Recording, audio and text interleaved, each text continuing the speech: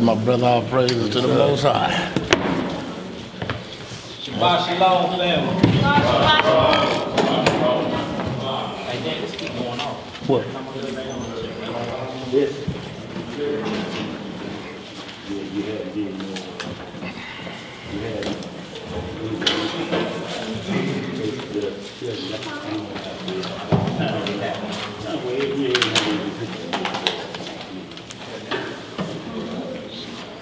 I was going to sleep. Yeah, going to sleep. All right, before we get started with this class, y'all heard anything this week? Y'all got any information to share? Anybody got any questions? Anything on y'all heart that y'all want to speak about before we start the class? Anyone? I do. What's up, brother? I got a testimony real fast. Go ahead, bro. We do everything spirit and in truth, right? That's right. So when I was back in the Christianity church, I used to stand up before the people and talk about tithing. You know, hardcore about it, sincere about it. Got into the truth, tithing, and found out this is a false doctrine. You know, anybody don't know, we all happy to talk, you know, in more detail about it. But it's we do a free will offering, as it says here. So this morning, I was contemplating on what I was going to get. And sometimes I'll just buy something that I know the assembly may need. So I was like, yeah, $5. I was like, nah, I've been okay. I'm going to do a little better. I'm going to do 10. And then I was like, nah, Spirit, I'm going to do 20. So I committed at that moment to do 20. I came out the bathroom, was going to grab me some pants to put on, move some jeans to the side, put on some sweats. And I felt on the jeans in my pocket. These jeans been in my drawer for like 2 weeks. Been washed. $21 was in there. My point is, if you make that commitment in spirit and in truth, Most High gonna look after you. You ain't got to worry like I wasn't even missing it. So Hallelujah. And y'all, he explained something very important about the Christianity doctrine, y'all. We're talking about a different doctrine than what's read in the Bible. You know, when we was under the order of Aaron, meaning the priests, before Christ was crucified, we were under that order where they were commanded to take tithe. So if you have to give 10% of whatever you did. If you grew corn, 10% of corn. The first of it though, not the last end of it. The best crops of it, if you had goats or you had sheep or you had whatever, if you put money in, you were commanded. If you made shoes, 10% of that went to the Levites because they didn't work, they manned the temple, and it was for the fatherless and the widows. So y'all know that's something that's always been in Israel, a fatherless problem. And widows, either they gone or they got killed. And that was a major problem. And in Israel, we had to make sure that they were taken care of. So that's why that was set up. But under the order of Melchizedek, which Christ is the high priest, we're under what's considered a free will offering, which is still like, if you want to call it a tithe, but it's not a commanded tithe. Meaning that you can give 1% or you can give 100%. It's up to you and what's in your heart that you feel, okay, this is what I need to do. This is what I'm going to do. But that's on you. It's not to be commanded like you got a couple of these camps out here now that's commanding not only 10%, but some are commanding 20% based off of the order of Aaron. It's a wonder. The first thing you need to look and make sure if somebody's saying they messianic, which order are they following? See, and just like the churches, they say we're not under Aaron, but they always use Malachi 3:8, which is under Aaron, to get you to pay tithes. Will a man rob God? So immediately they go to the Old Testament, which they say is no longer in existence. He nailed that to the cross. Or he nailed everything except that. And tithing, what we need to understand, it is a law. And when we understand that, that is a law, but laws change based off of how the high priest run it. And the high priest said, under this order, tithing must be free will upon your increase. That's right.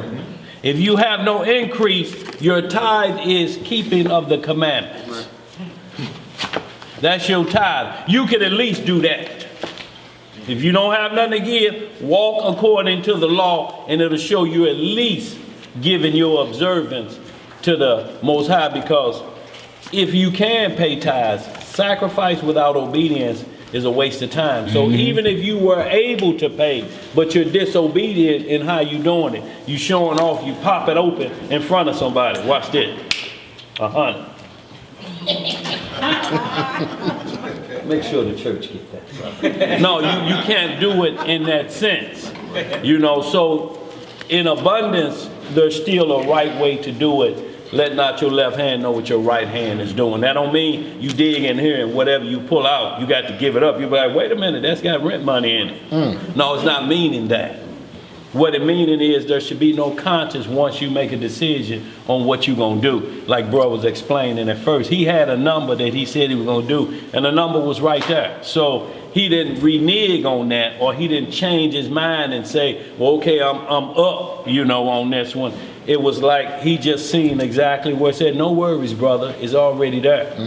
You know, you ain't missed it because it's been there in that drawer for a long time.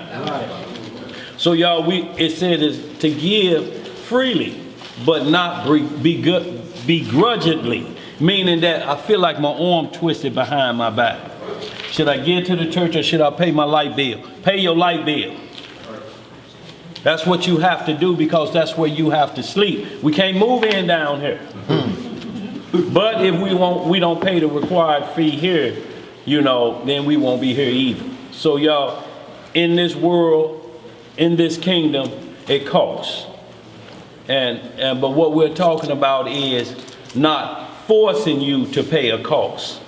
Just hoping you understand everything takes money to run in this kingdom, so to speak, until we get to the kingdom that we won't need none of it. And it's not always about that, y'all. Like bro say, what can I give? Do we need? I see somebody just donated all scriptures right here. I don't know who brought them up. Anybody know? Me. My sister just brought Okay. and all that. Napkins and just things like that, y'all. That's what we're talking about. Just what you see and how we fill in. Like we got a door rotation out there. Every hour, somebody got to go out and relieve the man that's out there. It's you won't miss the class for that hour because we have a high-tech monitoring system. Yeah, high-tech. The baby monitor 3000. You know, so you won't miss anything, so to speak, and then it's being recorded as well. But we just want y'all to understand the difference in what people are saying out there. If you don't hear the order of Melchizedek, watch the high priest. Can I read the script? Yeah, go ahead, bro. 2 Corinthians, Yeah. back up what Dan was saying. 2 Corinthians 9, verse 6 and 7. Read a little loud. 2 Corinthians 9, verse 6 and 7. But this I say. Hold on, let everybody get there. Okay.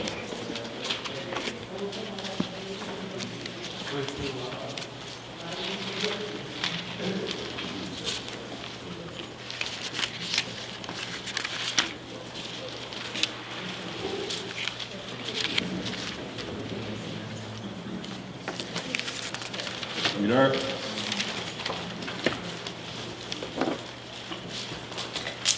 Second Corinthians 9, verse 6 and 7. Yes, sir. But this I say, he which soweth sparingly shall reap also sparingly. Right. And he which soweth bountifully shall reap also bountifully. Every man according as he purposed in his heart. Right. So let him give not grudgingly or of necessity, for God loveth a cheerful giver. See, so it says not begrudgingly or of necessity, meaning that you've been forced and tell, well, brother, you know better than that. You know you could have passed on buying you them new socks. The ones with the hole in the heel could have been mended. And that money could have been given to the church, same way Judas Iscariot was doing about the woman that was wiping the Messiah's feet with her hair. He said, we could have sold this for much money. He like, you ain't thinking about that much money. You know, you're not understanding she getting me prepared for my debt that's coming up, and you want to sell that off. So our mindsets have to be clear on what it talks about giving. Was you through with that script? Now turn right to 1 Corinthians and hit this one too. 9 and 18. Yeah. You can back it up. 16. Yeah. Yeah.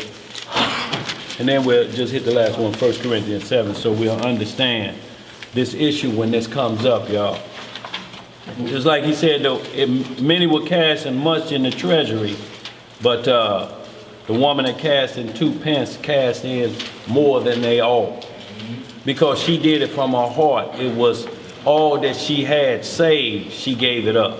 You know, we may look at that as 2 pennies, or, you know, you may walk past, you know, you go in a grocery store, you see a penny on the ground, some people walk past, some people pick it up, and when they get home, throw it in the penny jar. What scripture is that? On the woman that cast in 2 pence?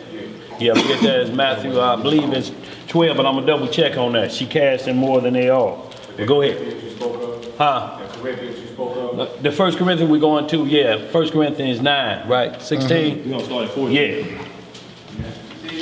1 Corinthians chapter 9, verse 14.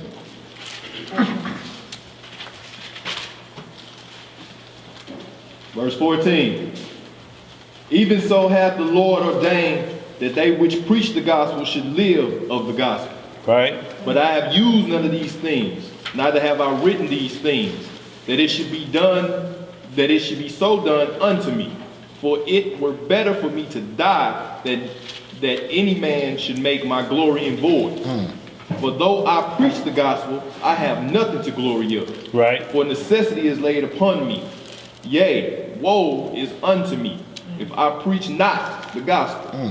For if I do this thing willingly, I have a reward. But if against my will, a dispensation. See, so right here what he's saying is, if I do it, I have a reward willingly, but if it's against my conscience, so to speak, I'm wasting my time. If you feel like we gotta get up and go down there, it's the Sabbath day, they're gonna be down there, get up, put your clothes on. If it's not, if that's your mindset, you're just making a sacrifice. You just gotta get up, you be looking around, off in the space, biting on your fingernails, you know. Few of these, you know, just, you know, so your mindset have to be right. So it's saying the sacrifice that I'm making today is because I need to feed my spirit. Go ahead, brother. Verse 17 again. For if I do this thing willingly, I have a reward. But if against my will, a dispensation of the gospel is committed unto me. What is my reward then? Verily that when I preach the gospel, I make the gospel of Christ without charge. Without what? Without charge. And I abuse not my power in the gospel. And see, like we had somebody that was forcing the selling of a book by charge.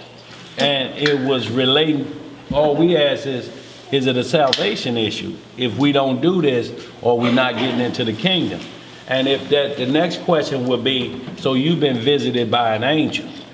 Because that's the only time these salvation issue woes come, when an angel come or a supernatural event to happen to let you know, you better get on board.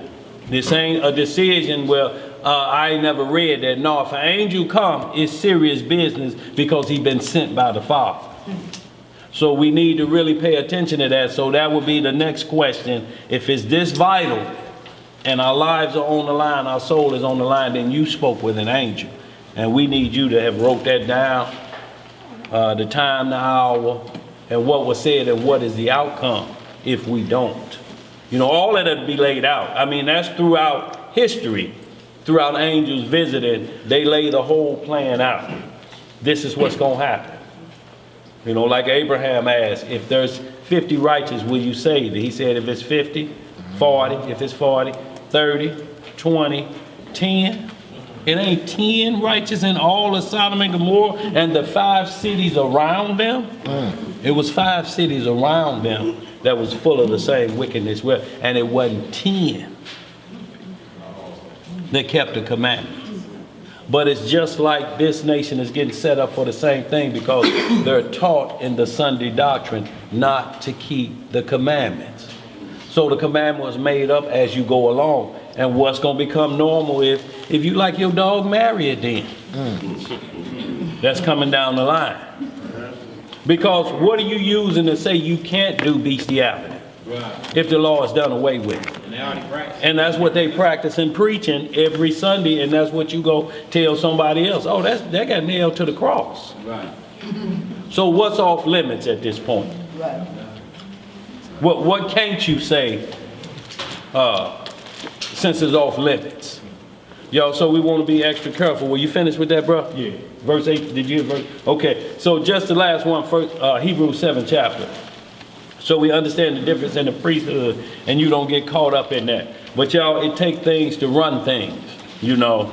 So every brother may give in some labor. Y'all, we setting up a cleanup day that where we gonna have to have brothers come down and make sure the place stays nice and clean. You know, you can't invite nobody to a dirty house. Look, you know, we don't want nobody to have to wipe their feet on the way out so they don't get the city dirty. Yeah, straight up. Though.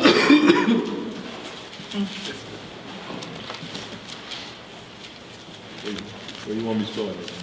You start right at,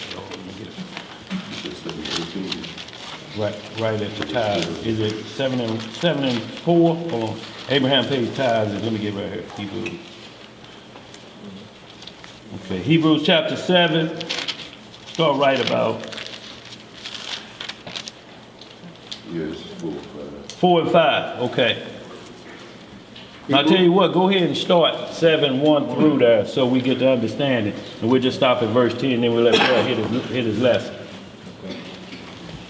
Go down to verse 12. Okay. Hebrews 7. Nah. Go ahead, bro. For this Melchizedek, king of Salem, priest of the Most High God, who met Abraham returning from the slaughter of the kings and blessed him. So it's talking about this Melchizedek, or who was the high priest after the order of Melchizedek. He wasn't Melchizedek. He was just the high priest at the time that met Abraham. This is the one that met Abraham that you read about it in Genesis 12. You know, you read about it in the book of Jasher. I believe the 16th chapter. You know, the same exact thing. You'll see the difference in that it was the same event. And Shem, Noah's son, the only one left alive from that side of the flood, still left alive, that Abraham was being trained under. You read that in also Jasher 9th chapter and 8th chapter, that he spent 36 years in Shem's house, learning the way of the Lord under the Melchizedek order. And this is way before Mount Sinai. Right. Go ahead, bro. Verse 2. To whom also Abraham gave a 10th part of all. What'd he give? A 10th part of all. Now, see, Abraham, after he went and got Lot back, when they kidnapped Lot, he took all of the possessions back too. So he gave all of the other, he had hired some more soldiers from another nation. They went with to him. He gave them that, but he just took the portion that he said, I ain't taking none for me. The portion that I have, I will give to the king of Melchizedek. I mean, the priest of Melchizedek, the high order. I'll give it to him. You know, so that's what he did. He said, lest any man should say that when I went to war, that made me rich. No, the Most High made me rich. Right. I give y'all back. They took that from y'all, so I'm going to give that back to y'all. You know, and this portion right here, because they have to be paid for their work. You know, these soldiers put their life on the line, so they get a cut. And this other cut I'm going to give because the Lord was with us on this battle. Go ahead, brother. Verse 2 again. To whom also Abraham gave a 10th part of all, first being by interpretation king of righteousness. King of what? King of righteousness. And after that also king of Salem, which is king of peace. See, and that's what Christ came as, the king of righteousness and the king of peace.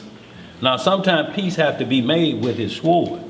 So don't get it twisted like the Messiah just throwing out lollipops and flowers and here's one for you and here's one for you. No, he make peace by his wrath. Straight up.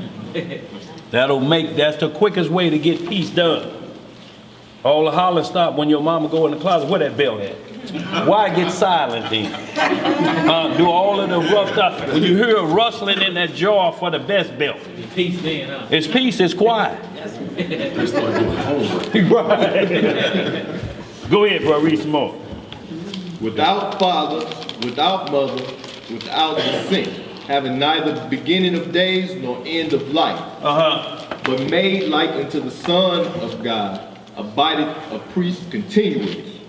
Now consider how great this man was, unto whom even the patriarch Abraham gave the tenth of his spoils. What he give? The tenth of the spoils. And verily, they that are of the sons of Levi, who receive the office of the priesthood, have a commandment to take tithe of the people according to the law. See, so right there it was saying they had a commandment to take tithes of the people when it was under Aaron.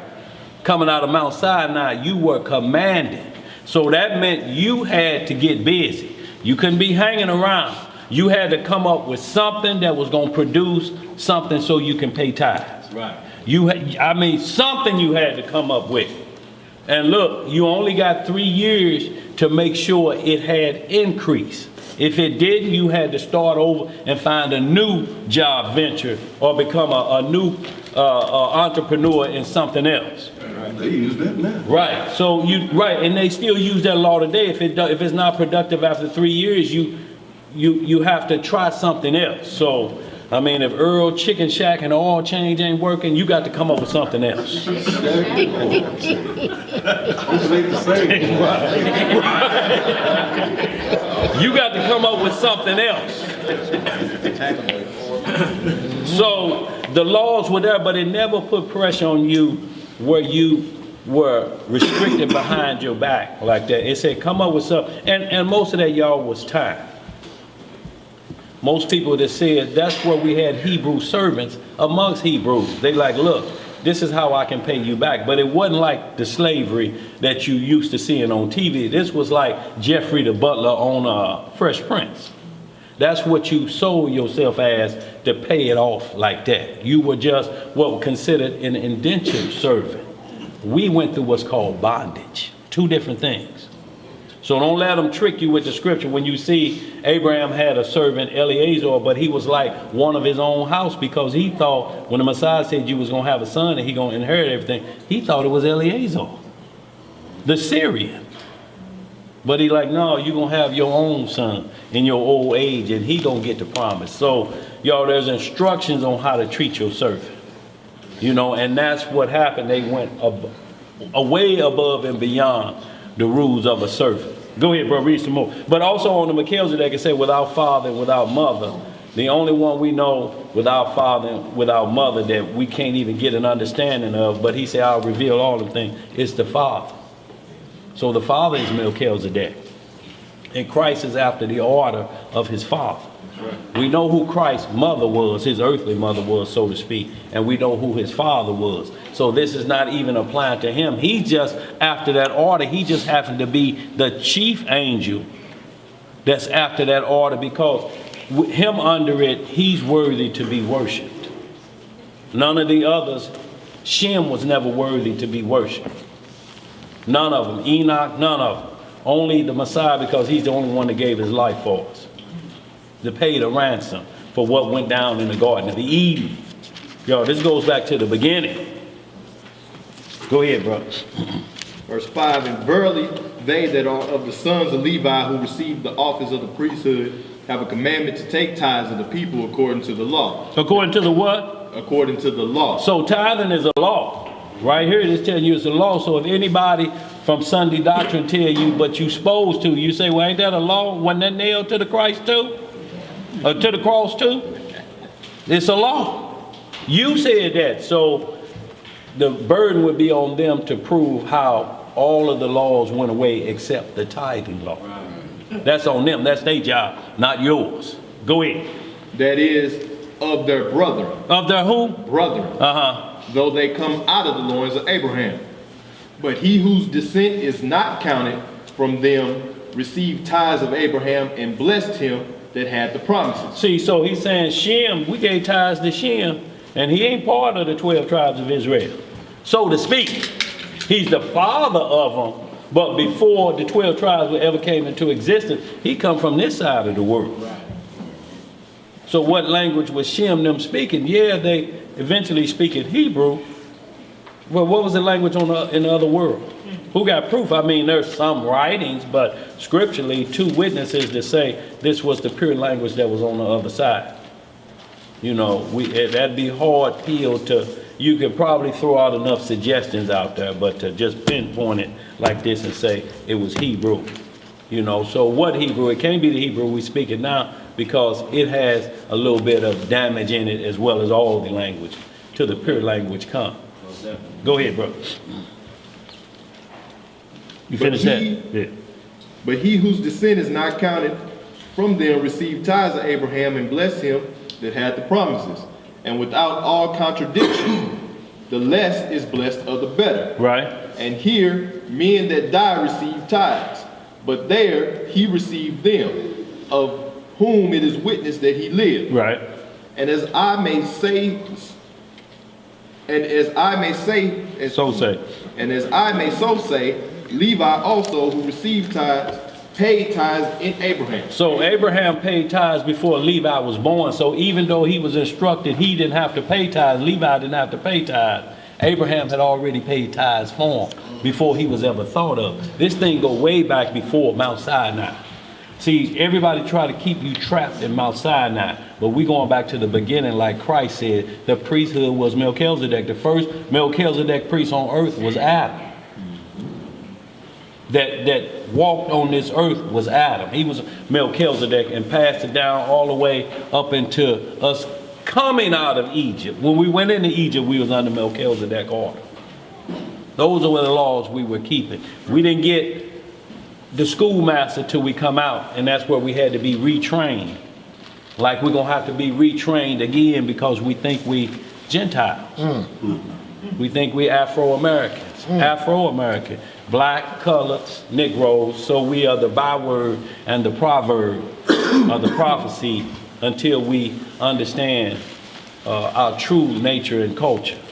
But it's gonna be awful hard to try to get it in a nation that's above you. We can do the best we can, y'all, but when you have to go get their clothes and go to their store, you know, right now if you try to grow some sheep, lamb, the FDA will come and say, you can't do that here in this backyard. You in an apartment complex. You got a garden on the front, the mailman can't get through. What are you doing? So y'all, the Most High had already looked out down the road for every condition that we would be in. So there's no condition that we will find ourselves that it's not going to apply to all. Because y'all, the one thing we can't buy is air. And they tainted the air. So where you gonna get that from? I mean, who's selling clean air? My brother coming up with it. Right, because you can't just stay on oxygen all the time. We got to continually to pray, and we will put in this condition so we get prepared for what we'll be doing in the kingdom, and that's worshiping the Son and the Father every day. Every day. Every day. But it's all one continuous day that there's no night there. So y'all, we got to get that understanding. Go ahead, bro, read that a little more. We're going to let bro get to his lesson. Okay. He was yet in the loins of his father when Melchizedek met him. Right. If therefore perfection were made by the Levitical priesthood, for under it the people received the law, what further need was there that another priest should rise after the order of Melchizedek, and not be called after the order of Aaron? So it's asking, if we were already under a law, what use did we need another high priest? We had Aaron and Moses who brought y'all the law. What use would it be to have another priest come after the order of Melchizedek? What changes that? Well, the boys on that 2 o'clock prayer. Ninth hour. 9th hour prayer. Oh, yeah. Let me get that. Okay. But he gonna read that, but I want you to finish that, y'all. And this is just out of the book of Jasher. So you know who this Melchizedek was that met Abraham at the slaughter. It was not the father, it was not the Messiah. It was Shem. But Jasher cleared up. Go ahead, finish reading that. Verse 12. For the priesthood being changed. What was the priesthood? Being changed. There is made of necessity a change also of the law. So it says the priesthood was changed, but there's a necessity for the law of the priest to be changed. That was the only thing, the law of that priest. But that was, and you say, where in the law did that happen? Deuteronomy 18th chapter. Another prophet is coming. And what he say gonna supersede what I'm telling y'all. So it's right there, of thy brethren. It had to be out of the 12 tribes. It couldn't be from a Muslim doctrine. It couldn't be from Ishmael or Esau. It had to be out of the tribes of Israel that your brother was, that another high priest was coming from a different order. Because Moses said it. It's going to supersede what I'm telling y'all. Because if you don't listen to him, he has more power than me. He can put you to death and judge you. I can't. So that's what allows it to supersede what we got the schoolmaster. Go ahead, bro, read some more. That's it. No, go down to 17. That's it. For he of whom these things are spoken pertaining to another tribe, of which no man gave attendance at the altar. Right. For it is evident that our Lord sprang out of Judah, And that- of which go tribe Moses spake nothing concerning priesthood. So Moses didn't even talk about this side of the law of a high priest coming, because you could only come out of Levi. But all Levites wasn't high priests. Only Aaron, his brother, and his sons out of the tribe of Levi could be high priests. So they were set apart from Moses and his sons. But if you look at Moses, Moses was looked at like a god, but not Aaron. So Christ came, he said he would come like I'm doing. He gonna speak many words and all of the gifts gonna be on him, but he gonna supersede me. Just like John the Baptist said, I'm before him. No, I'm after him. He was before me, but what I'm saying, I'm a decrease, I'm a fall back. John the Baptist was the end of the prophets and different things for the schoolmaster, or under the order of Aaron. After John the Baptist, everything else presseth into the kingdom. The only prophets coming is talking about the second coming. So any prophet y'all heard that came from Chicago, he's selling snake oil. What is he talking about? He got some new prophecy. He got the date of the second coming. What does he have that we're going to call him a prophet that we will pay to see him? Because we ain't never had to pay for the prophet. That's another thing. When do you start paying for prophecies? Hear what he has to say. He sold 10 million books. He's hustled people in Chicago, Florida, Miami. Come hear it and let them hustle you too. That's basically what you do when you introduce him to somebody else. Come hear a bunch of lies about nothing. Because the simple question would be, what's the Powerball numbers for this weekend? I plan on making sure all Israel eat this weekend. What's the numbers to the Powerball? If he knew that, he'd have. And once again, the winner is the prophet from Chicago. Cabrini Greens, Earl Jackson. No. Undisputed. Go ahead, bro. Read a little bit more of that. Verse 15. And it is yet far more evident, for that the altar, the similitude of the Melchizedek. Read that again. And it is yet far more evident, for that the altar, For that after. Oh. Yeah. For that after the similitude of Melchizedek, there arises another priest. See, he said after the similitude. He didn't say he was. He said after that image or that following practice, like Melchizedek. Go ahead. Who is made not after the law of a carnal commandment. Not after the law of a what? Carnal commandment. So this kill any of them Israelites trying to put you on Hebrews 2:15 that you have to have a natural mother and father, and the seed has to come from the father. That's for the carnal man. That's how you and I were made. But Christ, for him to take the full order of Melchizedek, he had to be made after the law of an endless life. And that means uncorruptible flesh. Hebrews 2:15 is talking about corruptible flesh like you and I got. But this law put him in a position of you're going to have uncorruptible flesh. It will never, the worms will never eat on it. You will never go into rigor mortis. 72 hours, y'all, we in rigor mortis. Go ahead. Who is made not after the law of a carnal commandment, but after the power of an endless life. After the power of a what? An endless life. See, and that's the power he had from the beginning. He said, give me back the glory I had before the world was. Give me back the glory of the endless life. Christ was immortal. Ever before he came through his mother Mary for this earthly mission to set things straight, he was immortal. Satan was immortal. And still is. He can't die. But where he will spend his eternity is in tormentation. The same torment you get day and night and you blame him for, now you see why he on your heels so hard. He like, I got way longer to suffer this than y'all do. Hell, y'all don't live past 70 years old. I've been knowing my death sentence is coming since I was thrown out of heaven. And that was way before the Garden of Eden. Way before that. See the brother's class on the heavens were of old. And you'll understand that perfectly. Go ahead, brother. Verse 17. Uh-huh. For he testified, thou art a priest forever after the order of Melchizedek. See right there. So y'all see, if they're not talking Melchizedek, make sure whoever in the Israelite, and you see they got chief high priests and different things like that. If they naming people like that, they still under Aaron.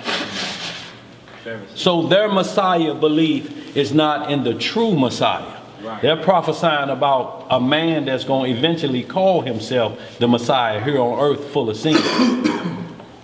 Y'all, that's what they're going to end up doing because they already doing the commandments and their whole priest is of Aaron. Then what they've done is basically pull Christ back down off the cross.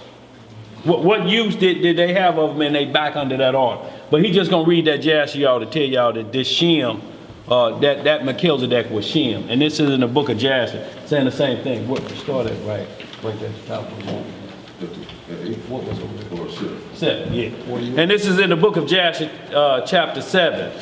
Chapter 16, verse 7. Verse 7. Y'all, and this matches up with the Genesis 12 of what we're talking about. Who was that Melchizedek that met Abraham? Or after that high priest order. Go ahead, brother. Book of Jasher, chapter 16, verse 7. And Abram heard this, and he rose up with about 318 men that were with him. So you read that same exact language in Genesis 12 that Abraham gathered up 318 men to go get Lot. They had Lot captive. Go ahead. And he that night pursued these kings and smote them. What'd he do? Smote them. Uh-huh. And they all fell before Abram and his men. And there was none remaining but the 4 kings who fled. And they went each his own road. And Abram recovered all the property of Sodom. And he also recovered Lot and his property. So you see, he got everything back that them jack artists came and got. He recovered everything. Even his nephew, because that's what he went for. They didn't hit Sodom. And they got your nephew, man. So that's why Abraham mounted up. Go ahead. His wives and the little ones and all belonging to him, so that Lot lacked nothing. And when he returned from smiting these kings, he and his men passed the valley of Siddim, where the kings had made war together. And Bera, king of Sodom, and the rest of his men that were with him went out from the lion pits unto which they had fallen, to meet Abram and his men. And Adonizek, king of Jerusalem, the same was Shem, went out with his men to meet Abram and his people. So in that language, because you'll see it not known as Adonizek. Instead of modern English, say Melchizedek. But what you have to look at is what is the event. You know, it's the same event, but instead of him saying Melchizedek, he said Adonizek, which means the same thing. Priest, righteous king, and high priest, the order of Melchizedek. It just called him Azoniadek in that language. You know, you'll see Isaiah in the Old Testament, but you'll see Esaias in the New Testament, it means the same thing. Or like Revelation 9, the beast in the bottomless pit. In the Hebrew tongue, he's Abaddon. But in the Greek tongue, his name is Apollyon. But he's the same what? Beast in the bottomless pit. That's right. Go ahead, brother. with bread and wine. With what? With bread and wine. And they remained together in the valley of Melech. And Adonizedek blessed Abram, and Abram gave him a tenth from all that he had brought from the spoil of his enemies. And Adonizedek was a priest before Yahweh. And all the kings of Sodom and Gomorrah who were there with their servants approached Abram and begged of him to return them their servants whom he had made captive, and to take unto himself all property. Yeah, that's good. But you see that priest it says that high priest was Shem. The same was Shem from the other world. So y'all, we understand that clearly, but he was called a priest, not the Father, not the Messiah, but just a priest after the order. And this way before Mount Sinai, y'all. Before the order of Aaron was even thought about. This was a high priest. So, but this is where he just was explaining about tithing. We had to go the full gamut so you understand the order. When somebody talking about giving money or explaining of giving money, you have to ask what order are they moving through, or what's the vibration. You know what I'm saying? Okay, so let's move on. Bro, you ready? The lesson we got up for today is, or you sick. Or you what? Or you sick. It's a question, Yes, I am. not a statement. Or you sick. Is you sick? Yes, I am. So we just gonna go and explain what I mean by this. So I wanted to start off with a little science and chemistry. So we all use this term very loosely. We call ourselves melanated people, and we have melanin, and everybody always talking about melanin but don't know nothing about melanin. All y'all know is it make us dark, right? So we all look at it, and when we say melanin, we just see it for skin pigment, but it's a real deep meaning to it.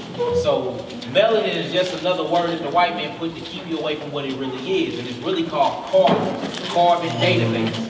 And amongst all black people, because remember in the beginning it was nothing but black people, but amongst all black nations, the so-called African American Negroes have the most melanin in their bodies.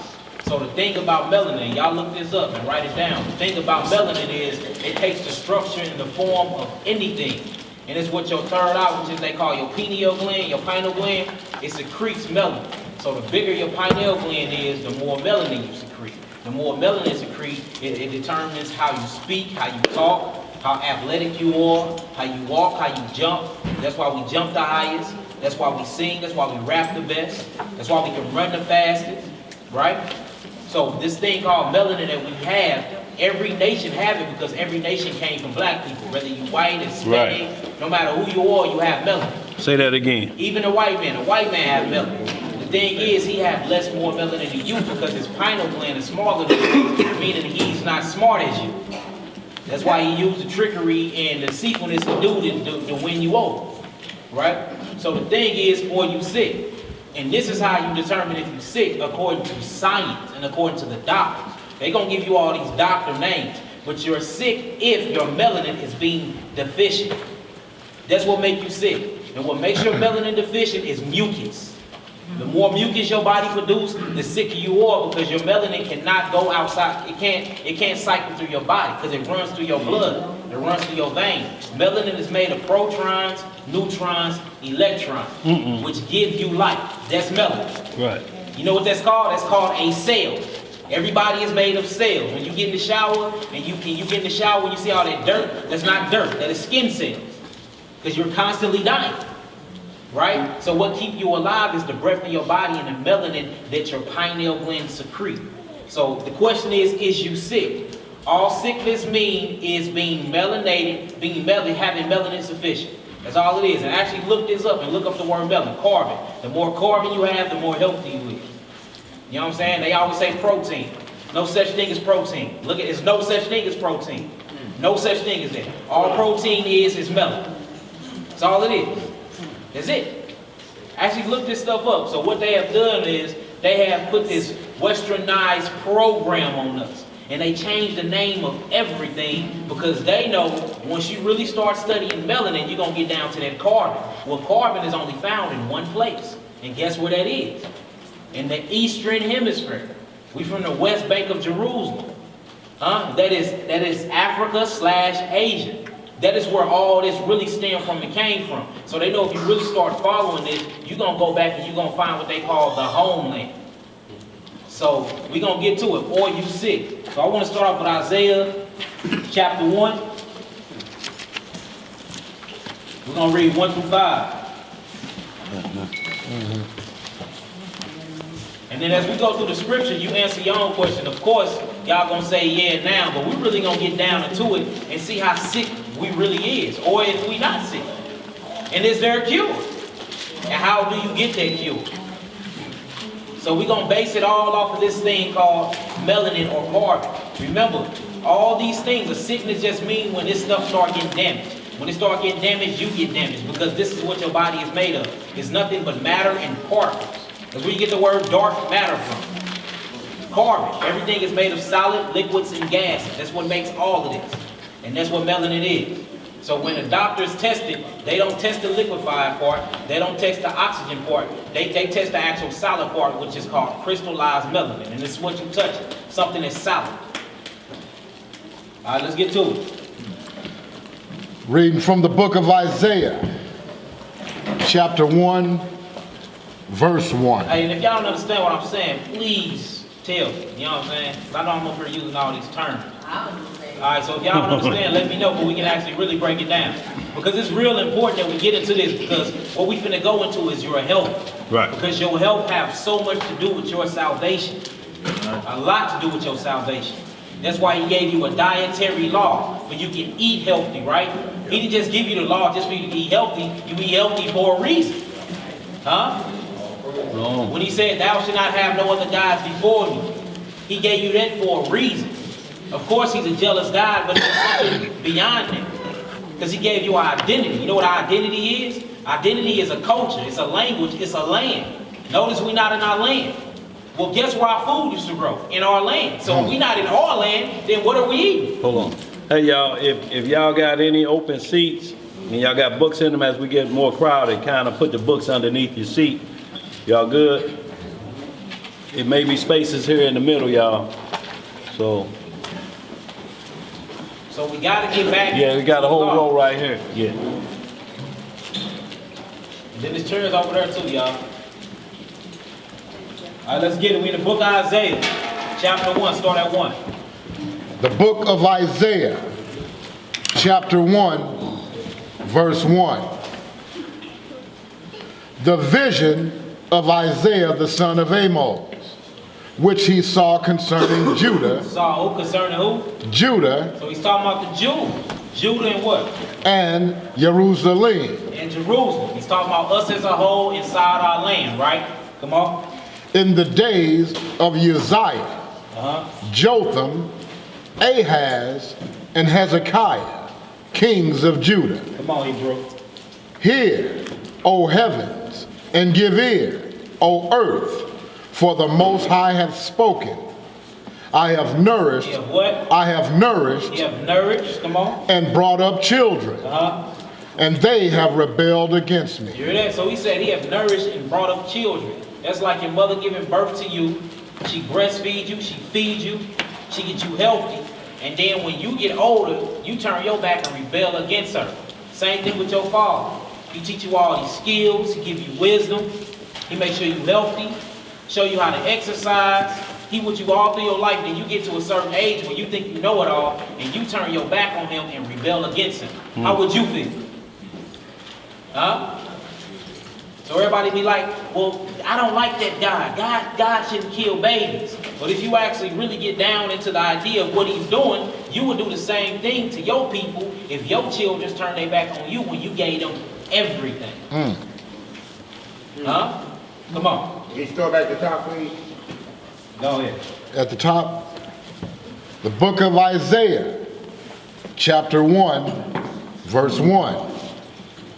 the vision of Isaiah the son of Amos, which he saw concerning Judah and Jerusalem in the days of Uzziah, Jotham, Ahaz, and Hezekiah, kings of Judah. Come on. So this is a vision that he saw? Yeah, this is a vision that he saw. It's going to answer itself. This is a vision that he's seen. He's seen a vision of a wicked nation.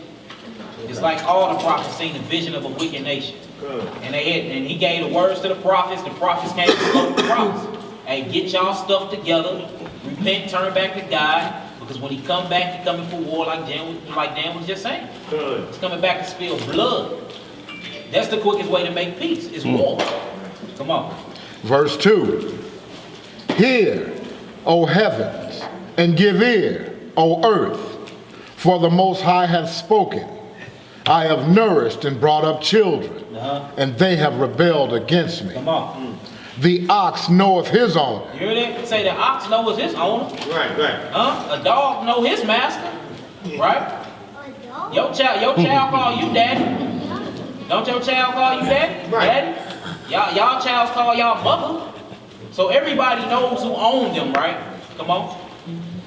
The ox knoweth his owner, and the ass his master's crib. Come on. But Israel doth not know. You hear that? We don't know who owns us. Everybody know their position. Everybody know they role. But us. Right. And we're the smartest people on planet Earth. So now you got to start asking yourself questions. If everybody know, even the degenerate Negroes, which we would call the so-called white man, they structured just like us. They just have melanin deficiency. Theirs is just lower than ours. So they will be a low black man. That's what they'd be called. So even they know who their master is. Most of them proudly worship Satan. They know who their master is. Right? The dog know who his master is.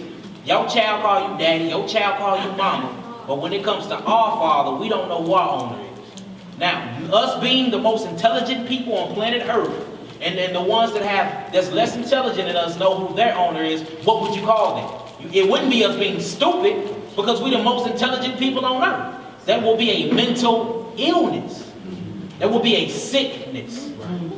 So the question is, are you sick? Come on. My people doth not consider. Come on.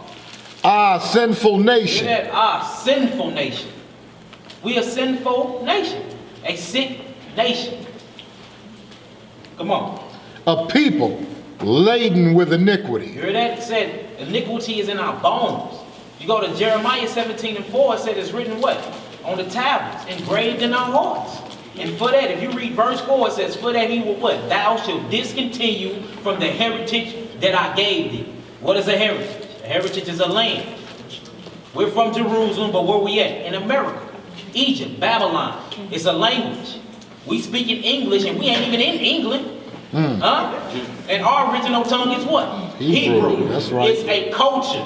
We celebrate Christmas and all these folly days. Not me. Who is keeping all of these holy days that's in the Bible? We lost our culture, and it's a God. And most of our people is not worshiping our God, but yet and still, we the most intelligent people on planet Earth. Right. So is that making us stupid, or is stupid a part of a word called sickness? It's a mental illness upon our people. Mental. And we finna break it down with science inside the Bible. Do you know the more sicker you get, you know what's, look, this is the crazy thing. When you get sick, what you do? The first thing you do is you run for medicine. Huh? So why are we not doing the same thing in the spirit? When you get sick, you search for a cure. Right. Huh? Why are we not doing the same thing in the spirit? Let that chest start hurting. Guess who you calling on? Guess who you calling on? Not Marcus well be You ain't unbelievable. calling on doctor. You ain't calling. You calling on God first, right? Then you dial it 911. So why we not doing it in the spirit? Right. Huh? Right. So could we be so sick that we even forgot how to call on our God? Could we be so sick that we forgot there is a cure? Or could we be so sick that we started to lack belief and faith? Or is that what made us sick? Exactly.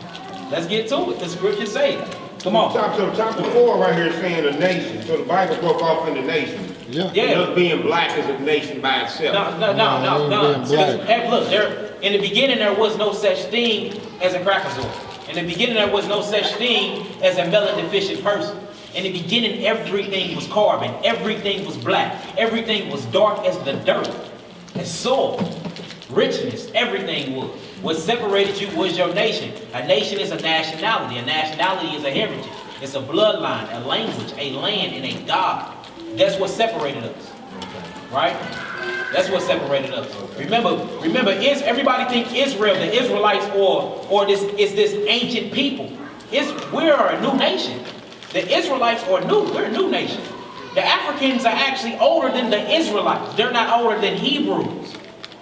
Hebrews been here since the beginning of times, but not Israel as a nation. We're a new nation.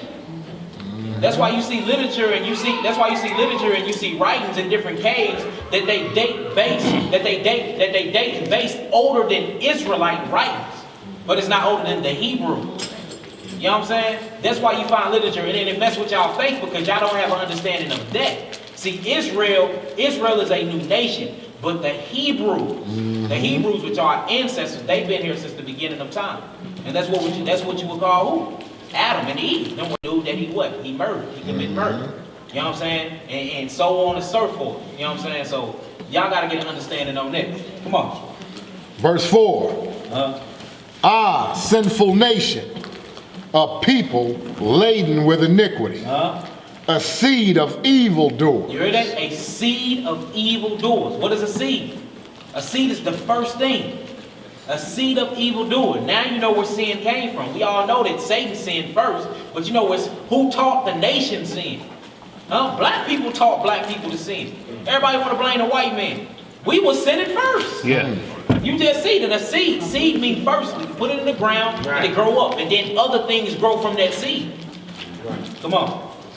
Children that are corrupters, they have forsaken the Most High. They have provoked the Holy One of Israel unto anger. Come on. They are gone away backward. You hear that? We went away backwards, meaning at first we were what? Forward.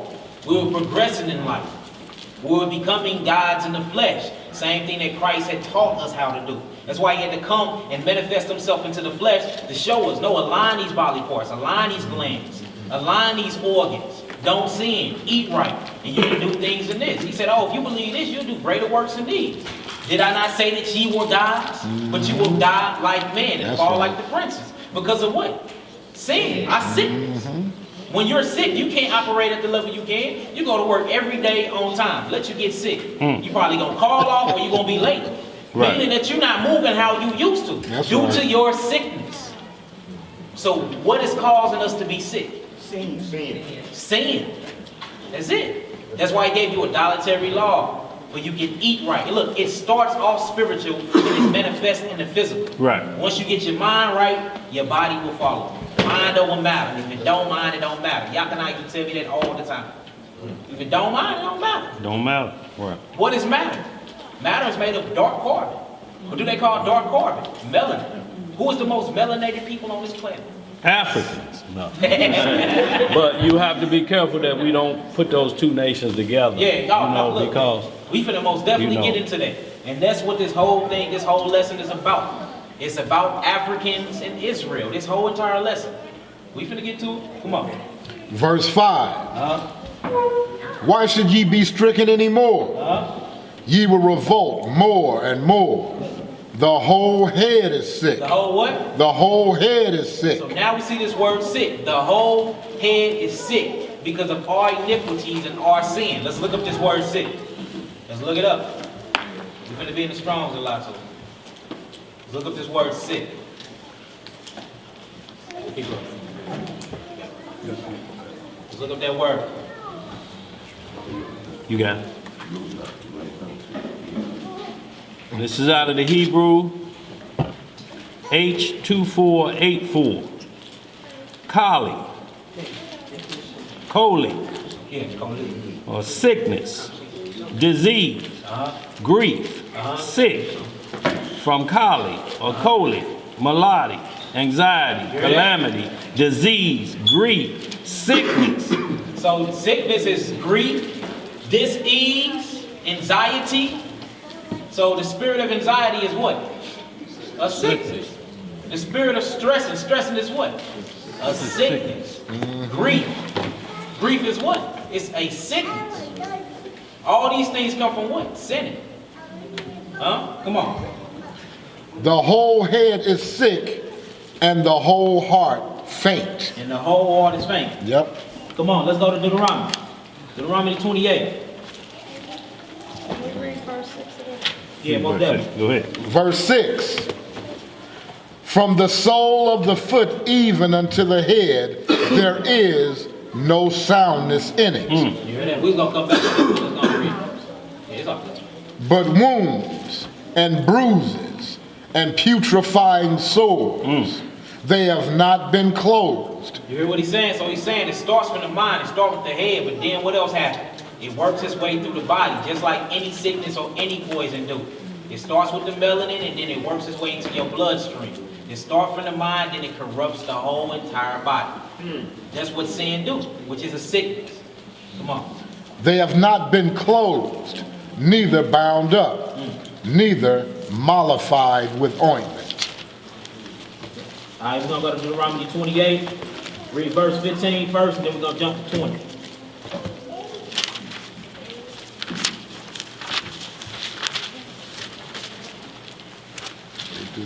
So the question is, are you sick?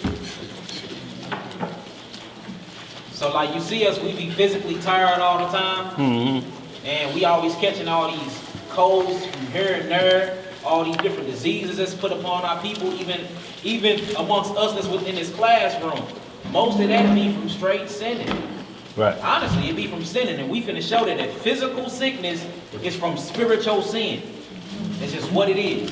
And you start seeing that your body start going through these changes. Your body is going through these changes because, for one, we're not in the lane we're supposed to be in. We're not speaking the language we're supposed to be speaking, which means we're not eating the food we're supposed to be eating because your food grew in your land. Your food grew in your land. We're in a different land due to what? Sin. Said he was going to send another nation from afar, right? That we was going to worship and serve, right? So you see the direct effects from you sinning. Sickness is produced. Mucus is produced. Right. And this thing damaged what you will call the God particle. Have you ever heard of the hydro collider? Where they pushing atoms together at the sound of light and creating dark holes in matter? What y'all think is that God particle they using? That is melanin. Why is all these black people ending up missing with their organs taken out? They're not taking their organs for the organs. They're not using the organs on the black market. Your melanin is secreted inside your organs. That's where the most melanin is at. Guess how much it's going for right now? $454 a gram. Look it up. Look this stuff up. That's how important it is to our bodies, and we damaging it by sin. And again, amongst all black people, the so-called African-American Negroes have higher melanin and bigger pineal glands than all dark races. So they let you know that that's a separation between us and the Africans right there. Right there. Huh? Didn't he say? I'm saying amongst the so-called black American Negroes, we have larger pineal glands and pituitary glands than any other dark race. That's a separation. Remember, melanin goes through the bloodline, so that means your bloodline is different too. Like through science, you can make a distinction between one black brother and another black brother. Through science. So you can't say this book is not on science. It's a scientific book. Come on. We're going to be reading in the book of Deuteronomy, chapter 28, starting at verse 15. Let's get some understanding. But it shall come to pass, if thou wilt not hearken unto the voice of the Most High thy power, to observe to do all his commandments and his statutes which I command thee this day, that all these curses, All these what? all these curses Look up curses, Hebrew. Come on. shall come upon thee and overtake thee. So he's saying, I'm finna give y'all something. If y'all don't hearken on to what I tell y'all to do, I'm finna put curses upon y'all. Y'all not gonna be a cursed people, but I'm gonna put a curse upon y'all. So let's look up this word curse. It's 870:45. Curse, vexation, excreation. Y'all know what vexation is, right? Vexation. It's stress, Right. anxiety, vexation. Come on. That's all it's saying. On the strong. This, you see if it's over here. Rock right there. Right. Jump down to verse 20. Down to verse 20. The Most High shall send upon thee cursing, vexation, and rebuke in all that thou settest thine hand unto for to do, until thou be destroyed, Come on. and until thou perish quickly. And that's so sin destroys the body. Right. Just like cancer. What do cancer do? It destroy and mutate the cells of the body. When the cells get weak, what else get weak? The immune system. Same thing as HIV and AIDS. They the same disease with different names, but y'all can pay for different medicine. Same thing. And guess how all of it's cured? It's the same disease. It's all cured by your diet. Ain't that crazy? Because we all going against what he gave us, which is the dietary law. You know what do y'all really want to know where most of these cancerous cells are found? In pork. Guess what else comes from pork? High blood pressure. Guess what else comes from pork? Diabetes. They looked inside of pork and find a sickle cell. A sickle cell. Notice it got cell in the end of it. So you want to mutate your cells, go eat the swine. Right. Come on. Because of the wickedness of thy doings, whereby thou hast forsaken me. Come on. The Most High shall make the pestilence cleave unto thee, Come on. until he have consumed thee from off the land whither thou goest to possess it. All the way down to 27. The Most High shall smite thee with a consumption, and with a fever. With the fever. Now guess what? You have a mucous membrane in your body. When viruses get attached to them, this is how you know you're sick. First thing you do, your body starts overheating. Well, it's overheating because you have a chemical called ammonia in your body. Ammonia. When ammonia gets cold, guess what it do? It gets hot. When it gets hot, it freezes up. Well, the so-called Caucasian have the highest amount of ammonia in their body with sulfur, right? So that's why when they in cold weather, it warms up and get hot, they put on shorts. That's why you see them walking around in the middle of winter with shorts on. Because they actually are hot. It's another thing about it. This is science though. It's another thing about it. When this sulfur and this ammonia mix up or get wet, H2O hit it, it turns into this pheromone. This pheromone is what, have you ever heard of the person when they wet, they smell different than us? Well, that is ammonia and sulfur mixing together. It's called sodium and salt. That's why when you go to the beaches in high salt water or in chlorophene, you see who all in the pools or who all in the seas. White people. It's a part of their climate and their condition. So they're in their climate and in their condition, but guess who's not? Us. But why we're not in our climate and our condition? Because we did what? We sinned against the Most High, which leave you in the element state of being sick. Y'all understand that? Yes. All right, come on. Verse 22. The Most High shall smite thee with a consumption, and with a fever, and with an inflammation. Inflammation. Who all had inflammation of the joints? Y'all know what that is? That is mucous membrane going into your joints, and what it's doing is it's mixing with calcium. Have you ever heard of calcium buildup? That is high amongst guess who? So-called melanated people. We was the healthiest people and the smartest people on planet Earth. All the nutrients that Mother Earth had, guess what she gave it to? Just like through breast milk, when the baby sucks on the nipple, all the nutrients and all the nurtures goes to the child. But when we was created from earth, Adam and Eve, and we're descendants of them, all of that nutrients passed down and passed down and passed down. Same thing. So we have calcium, we have sulfur, we have ammonia, we have carbon. All these things that make up science. Right. So this is the thing. So when the white man is telling you about science, guess who is they telling you about? They're telling you about you. But we don't know that due to what? Sickness. Come on. And with an extreme burning, and with the sword, and with blasting, and with mildew. Mildew. Mildew is mold. Huh? Don't a lot of y'all got mold somewhere in y'all houses? I'm telling you, it's everywhere. Well, look, your body produces this too. Your body produces mold too. You know where mold come from? It comes from still water. It dries and get wet again, and dries and get wet again. Your body do this all the time. You know what that's called? Fungus, fungi. A lot of people have nail fungus, toe fungus. All this comes from sin. All of these things come from sin.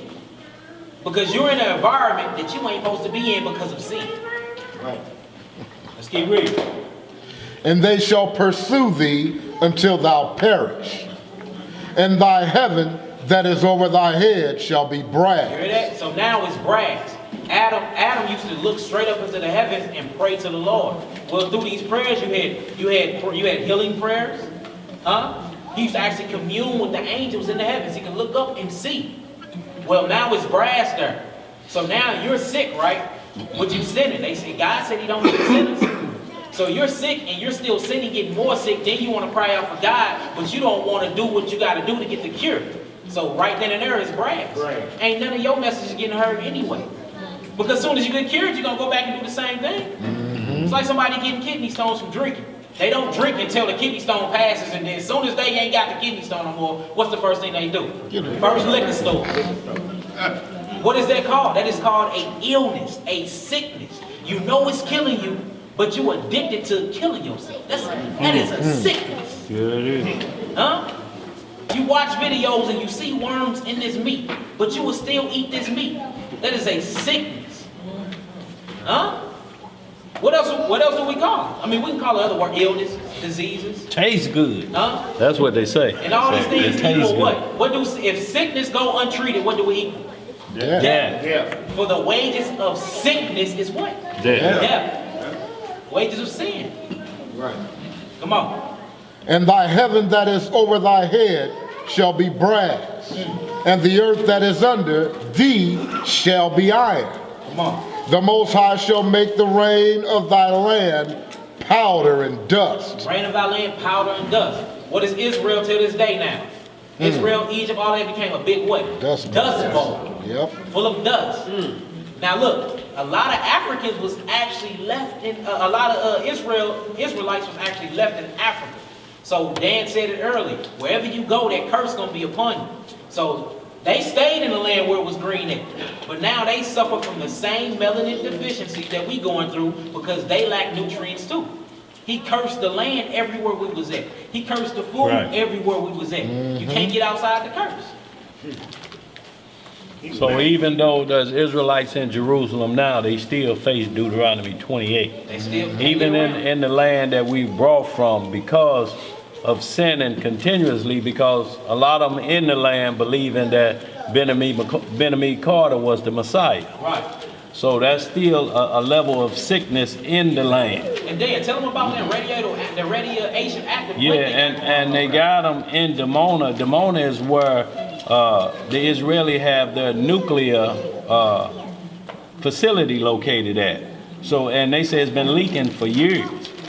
So they put them right there near a leaking nuclear facility. Like in Russia, they had a leak in Chernobyl, and it just leaked out where they have it stored. It leaked through the concrete, and they had to evacuate that, and they say it won't be habitable for people to live there for another 20,000 years. And that happened back in 1980. So another 20,000 years before you be able to step foot on there. It's just like Pruitt-Igoe. They were spraying chemicals in Pruitt-Igoe off the rooftop. If y'all ever seen the old films about Pruitt-Igoe that was down on Jefferson and Cass, it's still a wilderness to this day. They ain't rebuilt nothing on it. They ain't did nothing because the chemical has defiled the soil so bad they can't build nothing on it. Exactly. It's a through piece until the earth regenerates itself. Right. Y'all heard that? And look, them people over there in Dimona, over there dying off cancer. Every other month they got somebody getting diagnosed. And these are people showing that you can't escape your sickness. Because the only way you can escape your sickness is if you stop sinning. The only way you can stop sinning is if you put on Christ, because he is the cure. That's why he healed people and said what? Go forth and what? Sin no more. Right. We let you know that sin causes what? Sickness. But we just don't do it from a science base. To show y'all that the Bible deals with chemistry, chemicals, and all of these things. And we're going to show where this system really came from and how they hijacked it. Because where was we at for a long amount of time? We was in Egypt. We was in Africa. Why do you think the Most High said, I'm going to make a difference between Israel and the Egyptians? Huh? Why do you think you said, hey, you can marry any woman you want to, but you better not marry what? You better not marry no Egyptian. Right. You start getting into their, why was the Africans so separated from us? What was they doing? Wicked. Did they help us do this sin? Did they teach us a lot of things too? Let's read it. Come on, we're going to read this to 27, then jump to 58. And for you going further, we was in Israel, and then we got bamboozled, and we ran to Africa, right? Was we in Africa before that? Look, so you got to go back to Abraham. If you actually look up where Abraham come from, Asia, which is Asia, which means to manifest, which is the land of Shem. That's Asia. That's the continent of Asia. That's where you get the word Semitic from, right? Semitic. Well, then you got the Hamitic people. That's the land of Ham. That's what they call Africa. Well, back in, before the Pangea and all of that, and before the big earthquake came, and before everything split, there used to be one land mass. Right. Everything was so-called Africa. Right. Everything was our forefathers' land. You know what I'm saying? So what happened was we migrated. Remember, he was talking to Abraham, and what did he tell Abraham to do? Go find the promised land. What Abraham do? He packed up his stuff and he left. Yeah. Well, he left from out of his section and he went into the Hamitic section. That's when he said, do this, do that. All right, get them, get that. That's why he said, don't hate them, because we was in their land. Yeah, we were in their land, meaning we had our own land at first. He gave us their land to possess. Right. You know what I'm saying? So that's all you. Once you get the map, just if you get to your 1611 Bible, you should have the map at the end of it. It'll show you how everything was. You know what I'm saying? It was all connected. So we're not from Africa. Africa was given to us by our father. It was given to us because it's his land. You know what I'm saying? You're from where your ancestors are originally from. You know what I'm saying? And Abraham wasn't from Africa. Abraham wasn't from Africa. He was from Shem. The whole continent of Africa was given to. Yeah, given to us. Yeah. But it was split up though. First, if you start really getting, first he migrated here, they took over that. Then Lot and them went that way. Remember, the land was so big, remember they was banging over the land? And Abraham like, look, it's too much land for us to be having confusion over. You get the whole western plain. You know how big Africa is? You know what I'm saying? All right, come on, let's get it. We're verse 24. The Most High shall make the rain of thy land powder and dust. Did that not happen? All right, come on. From heaven shall it come down upon thee until thou be destroyed. The Most High shall cause thee to be smitten before thine enemies. Didn't that happen? Yep. All right, come on. Thou shalt go out one way against them and flee 7 ways before them. Y'all see that? I know y'all be watching cops. Y'all be seeing how them Negroes be running. Boy, them Negroes be running from the police, don't they? We used to be the ones chasing them off. Right. So you see, prophecy have been fulfilled. Or it's being fulfilled. Come on. And shalt be removed into all the kingdoms of the earth. Ain't we everywhere? We're everywhere. It ain't no country you can go to on planet Earth that you won't find a Negro. Period. And guess what? When you find that Negro, guess what his mind state is? Sickness. He's being oppressed. He's getting treated lower than anybody on planet Earth. Now we read why. Come on. Verse 26. And thy carcass shall be meat unto all fowls of the air, Come on. and unto the beast of the earth, and no man shall fray them away. Y'all used to see that too. Back in the day, when we used to get hung, they used to feed us to their dogs. They used to feed us to their dogs. And it's a book called Dirt. Get a book called Dirt. It's a book called Dirt. Look this up and buy it. They show you how we used to be on recipe books. Like we was a recipe. Most of the actual slaves that left from the West Bank, they didn't even make it over here. We was eating. We was boiled. Babies was being cooked. It's a recipe with you in it. Now you know where real spiritual drinking come from. Where is the blood coming from that they drinking? They not drinking, they either drinking blood of a goat, a blood of a calf, or a blood of you. Because all of this blood signifies something spiritual. And they know that we're the spiritual people of the book. What better blood it is than your blood? Right. Like look this stuff up, it'll blow your mind, man. We were on menus, man. Us. Come on. Verse 27.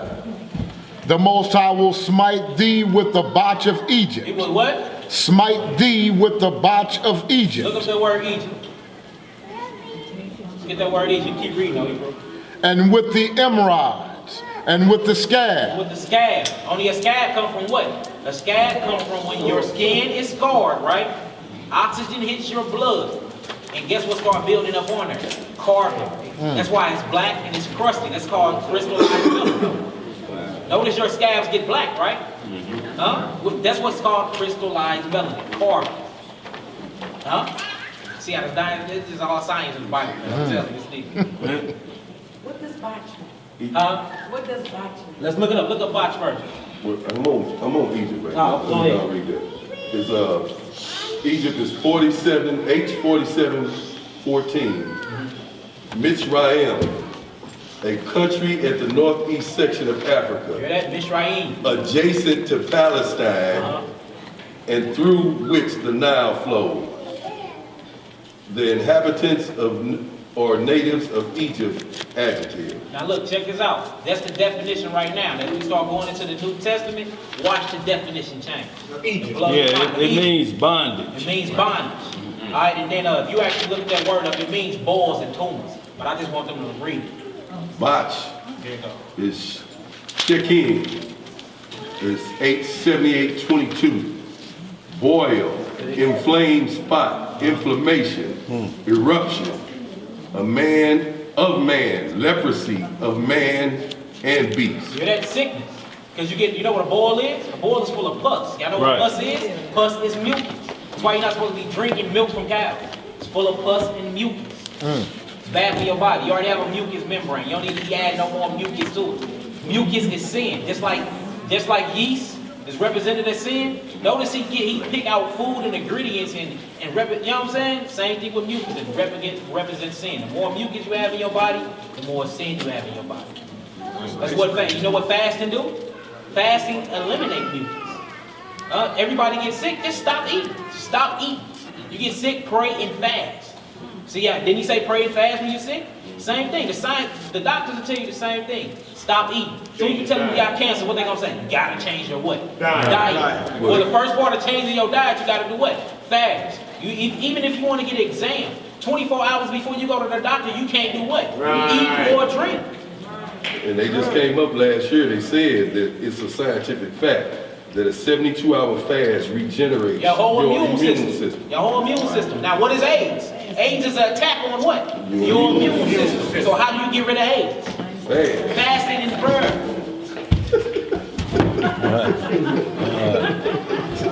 Wow. I think he was having a mental block. Oh, okay. All right, come on, let's get Go it. ahead. Verse 27 again.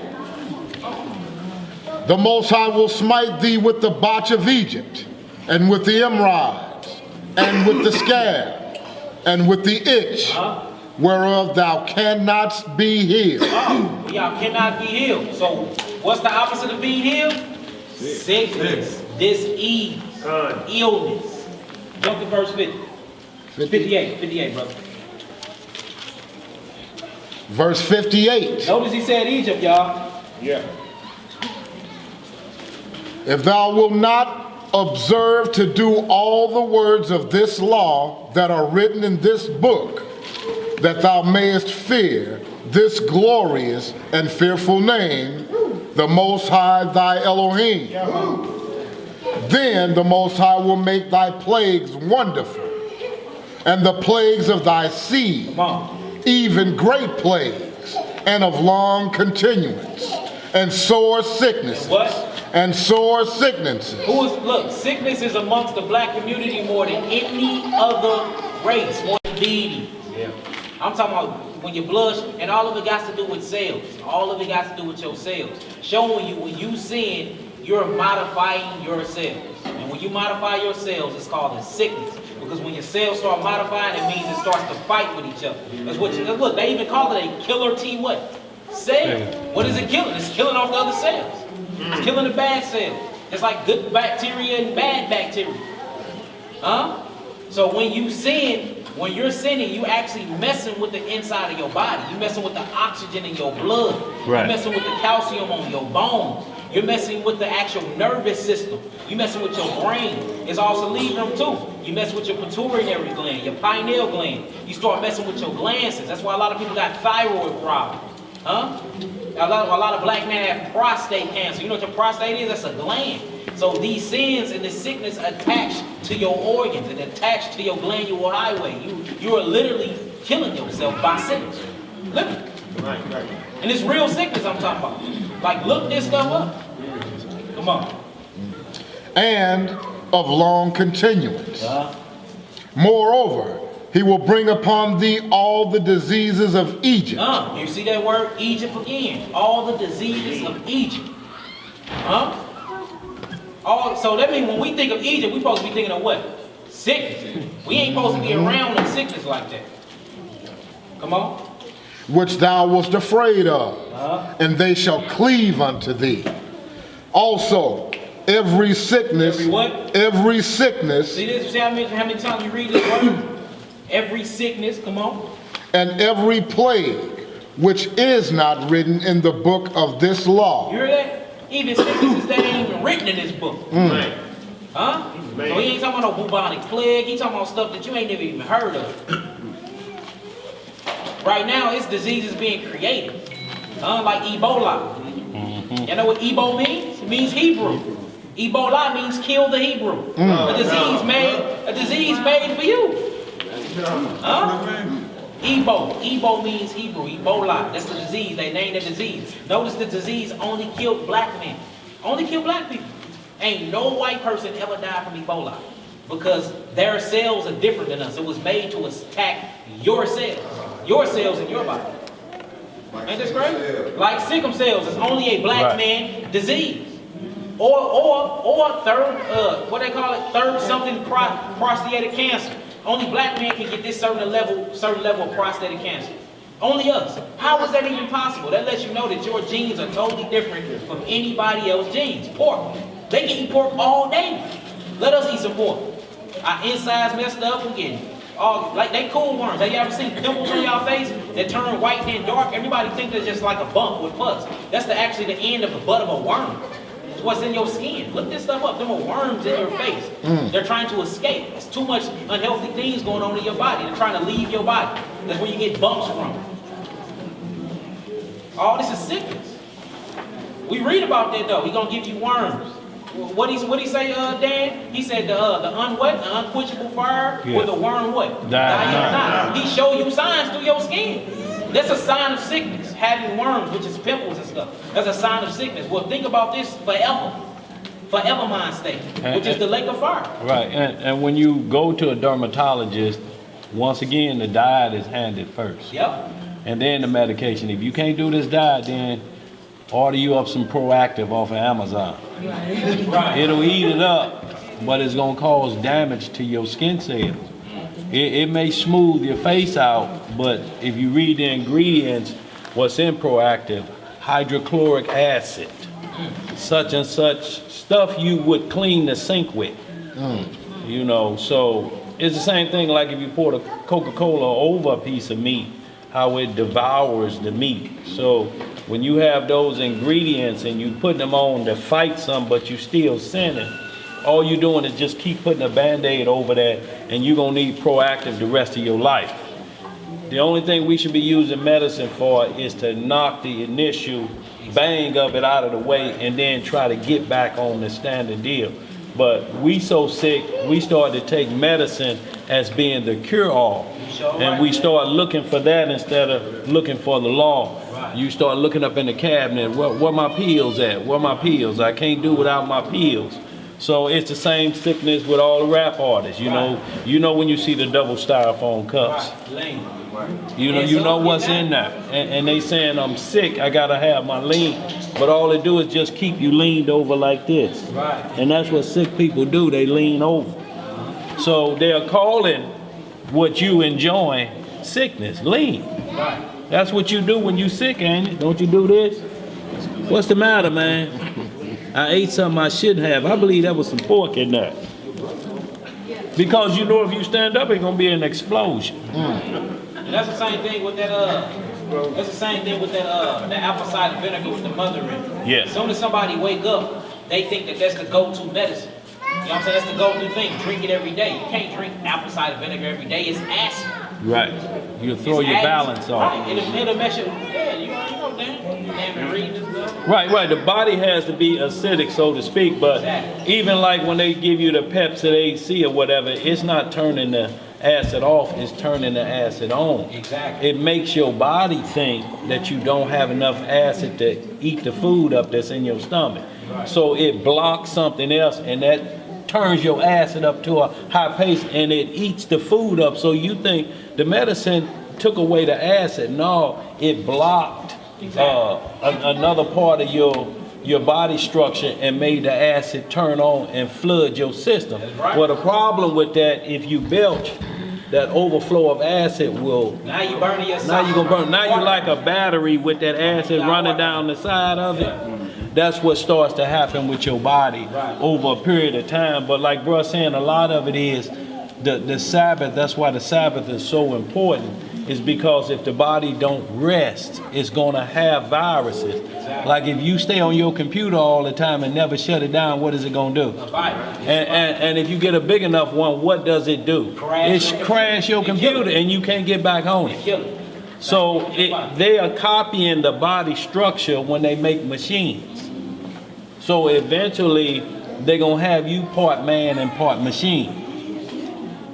But it's gonna have to be medicine that you'll have to take every day for your body to accept the foreign substance of wires in your body. Right. You always have to tell something because your body, you are not made with outside parts like that. Even if you know, I'm saying, like, you know, black men beards are different because of the coarseness of their beard. If it grows out and it grows back in, then that's what infects you and you get that bump. Yeah. And then you be squeezing that because now you got an outside entity growing back on the inside. And that's why we couldn't shave like we could, because as soon as the hair grow out, it grows back in, and that makes you all bumped up in there. You get the same thing on the back of your neck, you know, you be looking like oatmeal on your neck. And That's because we the most. That's because we the most alive people on planet Earth. Yeah. We the most alive people. That's why we supposed to eat alive food. right. Ain't short leg. Yeah, so you know, it's what it is, y'all. It's a lot of outside things that go on that cause a problem with our body and itself, and most of it is coming from not keeping the Sabbath. Because the Sabbath was made for man, not man for the Sabbath. It was made for you so that you wouldn't work yourself to death. Ain't this the fourth commandment? Yeah, you can try to eat right, all that, but if you don't rest, you're gonna have problems. And like bro was saying, when you go to sleep at night, that's why our day started at night. 6 p.m. our day started so you could have your last meal, and then you get into bed, and then visions and dreams come to you in that part of the beginning of the Sabbath. So you deal with supernatural things in your dreams. It tells you where you sick at. When people wake up, they know I had a vision. I got some problems. I need to go to the doctor. Those are revealed to you while you're sleeping the first 12 hours of the Sabbath, which starts at night. So you start the first 12 hours at night. And then you fast after you go to sleep. And you fast until that morning when you get up. And then you eat what's called break fast or breakfast. And look, You're breaking the nightly fast. And we broke our fast around. We didn't eat in the morning. In the morning, you're supposed to drink water. You're not supposed to wake up and stick stuff down your throat. In the morning, you drink water. Water jumpstarts your organs and your glands and your glandular highway. We didn't eat until 10, 11 o'clock. Right. You know what I'm saying? Because you fast. And when you fast for these certain hours to get rid of the impurities in your bodies. And whenever you wanted to see a vision or dream when you're asleep, he told Daniel to do what? Fast. It's the reason why you stop eating at a certain time. Right. All the way until you wake up, for the Most High can speak to you while you sleep. It all makes sense. Right. Guess what? When they do tests on people with dreams and stuff, they don't make them eat. They can't eat for 3 days. Go get as much sleep as you can, and you better not eat nothing while you're sleeping, because you can't get certain visions while you're eating. And guess what? If you eat too much spices or you eat too much things when you go to sleep, Get then colic. your dreams be all crazy and everything else. It's like what he read about sickness, called colic.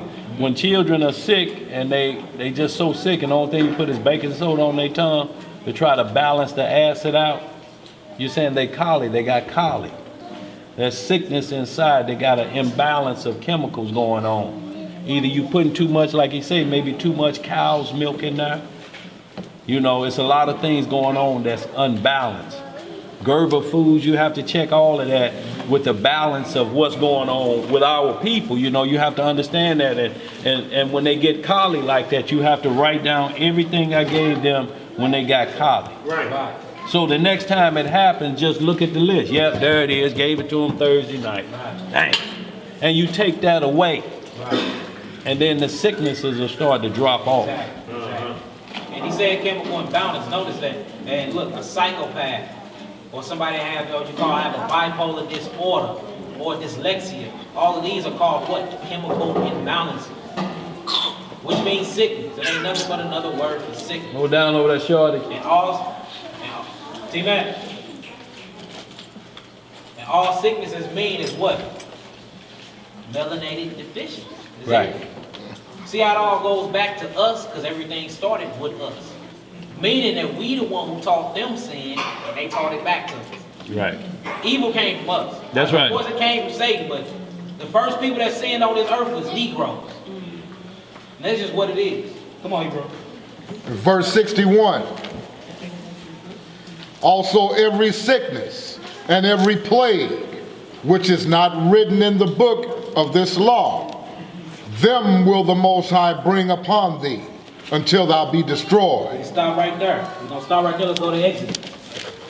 Exodus 15. Y'all got some understanding so far? Yeah. All praise. Go to Exodus 15. Start at verse 20, Hebrew. Okay. So what causes sickness? Sin. And what is sin? The law. Yeah, I know that, but Wow. sickness. I see y'all got some, got some Bible shooters out there though. But y'all was supposed to say sickness, you know what I'm saying? It's supposed to be like, oh. That's part of what causes spontaneous combustion. Yeah.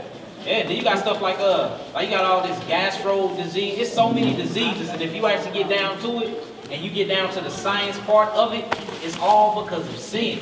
Whether it's from sin that you did in the past or sin you're doing now. Everybody think, and it's a crazy thing, we think just because we stop sinning, that we still ain't got to face this law of karma. Whatever a man sow, he shall reap. That's right. Right. Goes around, comes around. Just because you change now and used to be a gangbanger and you killed 10 people, that don't mean they homeboys. No, homeboys don't care if you changed or not. When they see you, it's still on and popping. You can be a renewed person and all that, showing that you still have to pay for your sins. You still have to pay for them, regardless. Whether it's in this realm or in the next realm, you're going to pay for your sins. Come on. Shut up. So we in Exodus. Exodus chapter 15, verse 20. My bad, y'all. I done totally neglected the computer. Yeah, okay. We in Exodus 15. Start at 20, bro. Verse 20. 19. Start at 19. 19.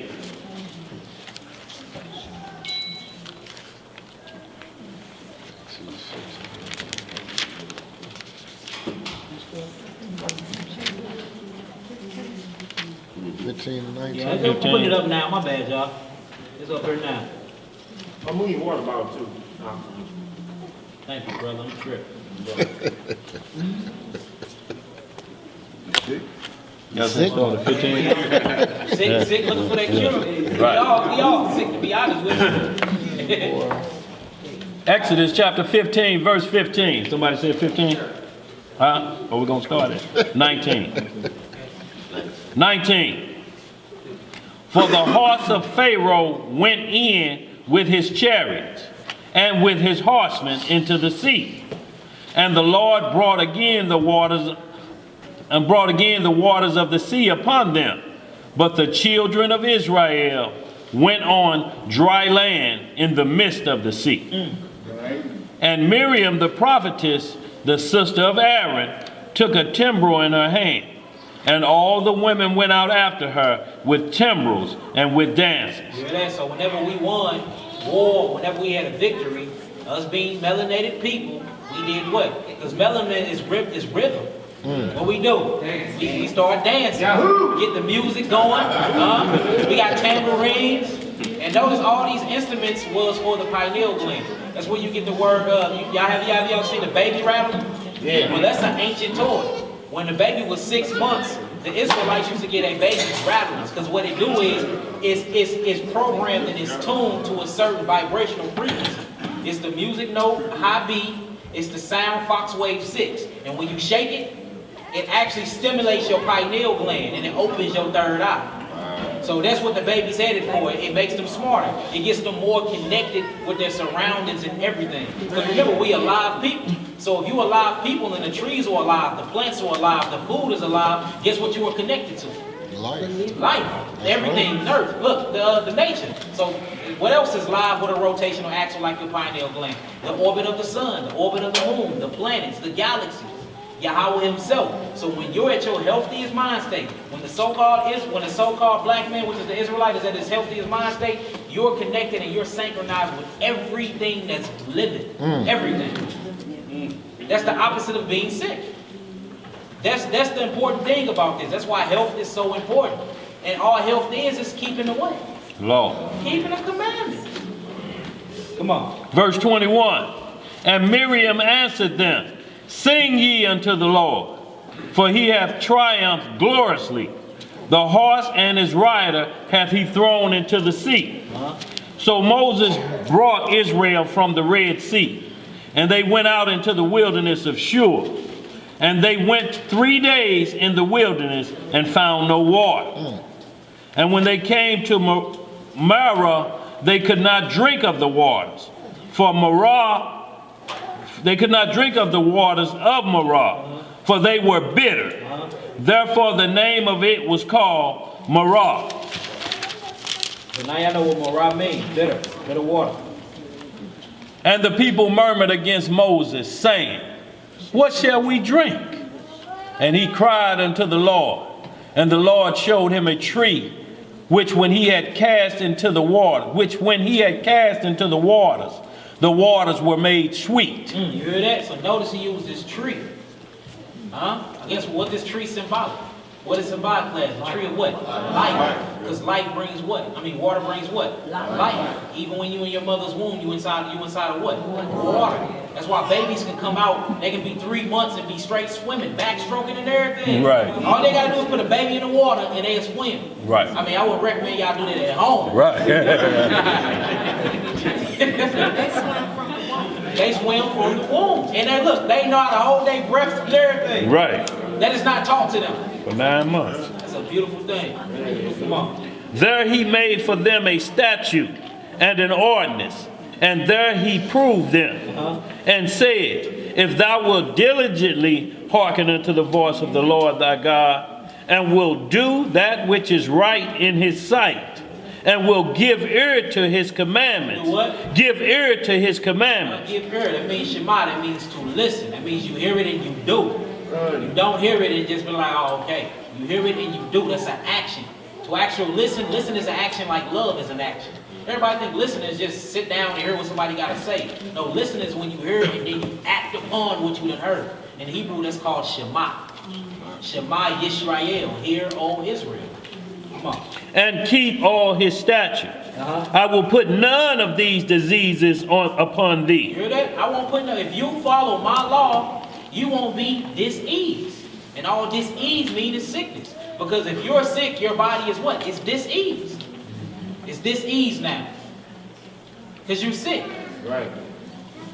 Your melanin structures ain't structuring right.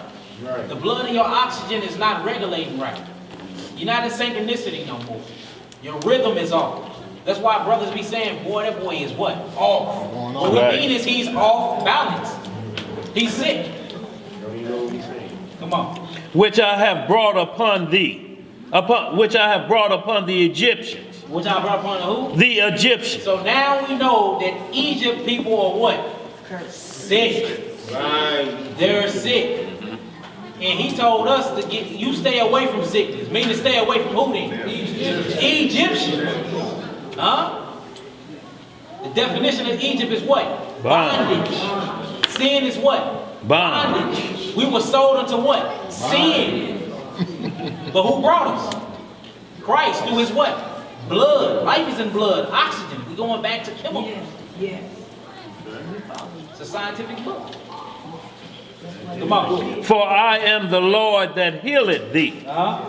And they came to Elim, where were 12 wells of water, and 70 palm trees. You hear that? Now go to palm trees. Why is it naming palm trees? Why is a palm tree given to Christ when he came into Jerusalem on an ass? Now you see these things are representing what again? The tree of life. But it's the opposite tree that is you worship. You go to the lake of fire. Huh? When did he say, I remember your green trees amongst our hills? The Christmas tree. So the same thing, if you seek life from, you can also seek what through? Death. Balance. Come on. Come on. And they encamped there by the waters. All right, we can start right there. Let's go back to Deuteronomy chapter 7, 12 through 16.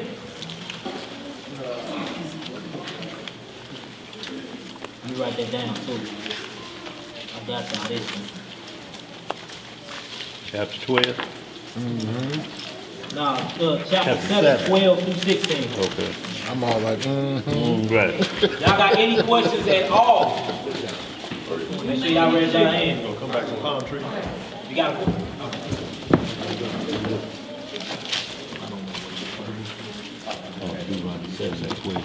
Deuteronomy chapter 7, verse 12. Gonna read to 16, Hebrew. 12 to 16. Okay. Deuteronomy chapter 7, verse 12. Wherefore it shall come to pass, if ye hearken to these judgments, and keep and do them, that the Lord thy God shall keep unto thee the covenant and the mercy which he sware unto thy father. You hear that? That he swore unto thy father. So with no sin, the promise still remains. But with sin, there is no covenant. You don't partake in the covenant. You don't partake in the healing of the nation. You're not healed. You're still sick. Huh? So that's death. Then what they do? You get spiritually cremated. You're going straight to the lake of the fire. You don't partake in the covenant, the promise. You chose to stay sick. When the medicine was in your face, the cure was there the whole time. But you have such an illness or a mental sickness that you rather take death than life. Ain't this called a sickness? Yes. That is crazy. That's like holding a scorpion and it just keeps stinging you and keeps stinging you, but you still hold it. Ain't that a sickness? Yeah. The hold a scorpion, just let it keep biting you and stinging you. And all you gotta do is let it go. That's a sickness. That's a mental illness. That's what you really call being mentally challenged. That's a retard. Right. That is. We looking at everybody else and naming that. We need to name this. We need to find some names for this. Oh, they got it. Bipolar. Psychopaths. There's so many names for this. What's up, big bro? So you got to be healthy in order to get the keys to the kingdom. Most definitely. But see, this is the thing though. Healthy is a mind state. Once your mind is, all healthy means is keeping the commandments. Right. Proverbs 3. He said the word is what? Keeps this life into thy bones.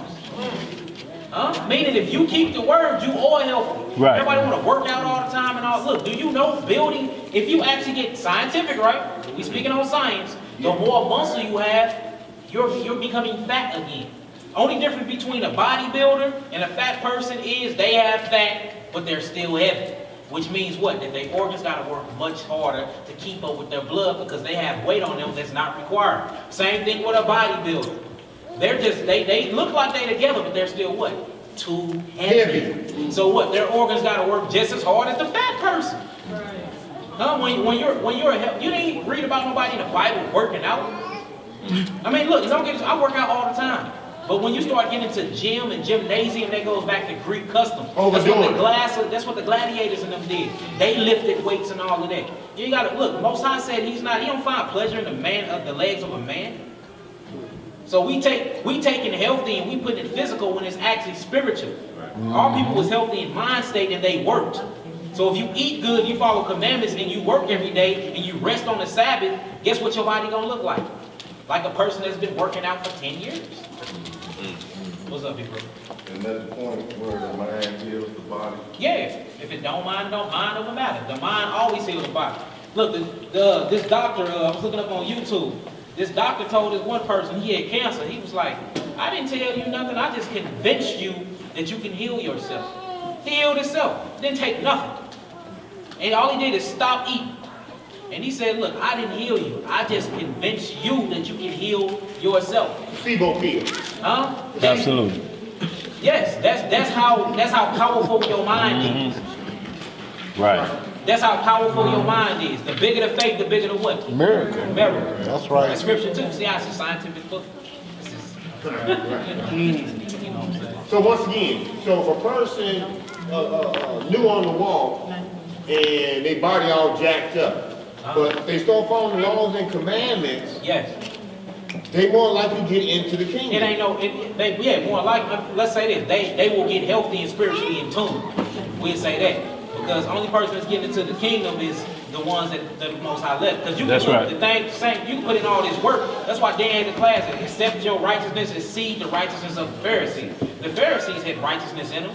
You know what I'm saying? But all of it was in work. But faith without works is dead. What grants you the kingdom is keeping the commandments, but what seals it is your faith in Yahweh. That's right. That's what gets you the kingdom. Christ. That's the key to the kingdom. So you can be healthy all you want. You know what I'm saying? You can be doing your spiritual rituals and doing all this stuff, but that don't mean jack if you don't have faith in Christ, because he is pure knowledge. He is the key to the kingdom. He is the cure. Because there's a lot of so-called righteous brothers that's Old Testament Hebrew. Don't believe in the Messiah at all. That's right. You know what I'm saying? Come on, bro. And he, Please hit 12 again, yo. verse 12. Please. Wherefore it shall come to pass, if ye hearken to these judgments, and keep and do them, that the Lord thy God shall keep unto thee the covenant and the mercy. And the what? And the mercy. The what? The mercy. And the mercy. Y'all know what mercy is?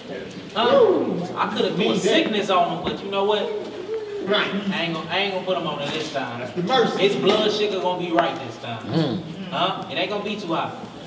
It's gonna be a little gluten in there, glucid acid right there. It ain't gonna be too high.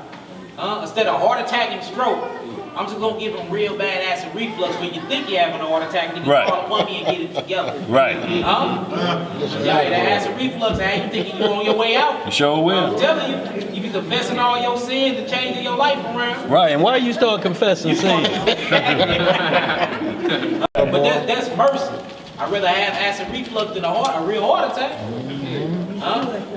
Because the more life you have in your body, the more oxygen you have in your blood, the more your melanin and your molecules in your body is actually liquefied, the longer you can live. Now, I'm not saying if you don't go outside, you probably, you know what I'm saying? Like, we all die of crazy deaths, getting hit by buses and stuff, but I'm saying if none of that exists and you are actually healthy, following these commandments and the dietary law, that's how we live so long.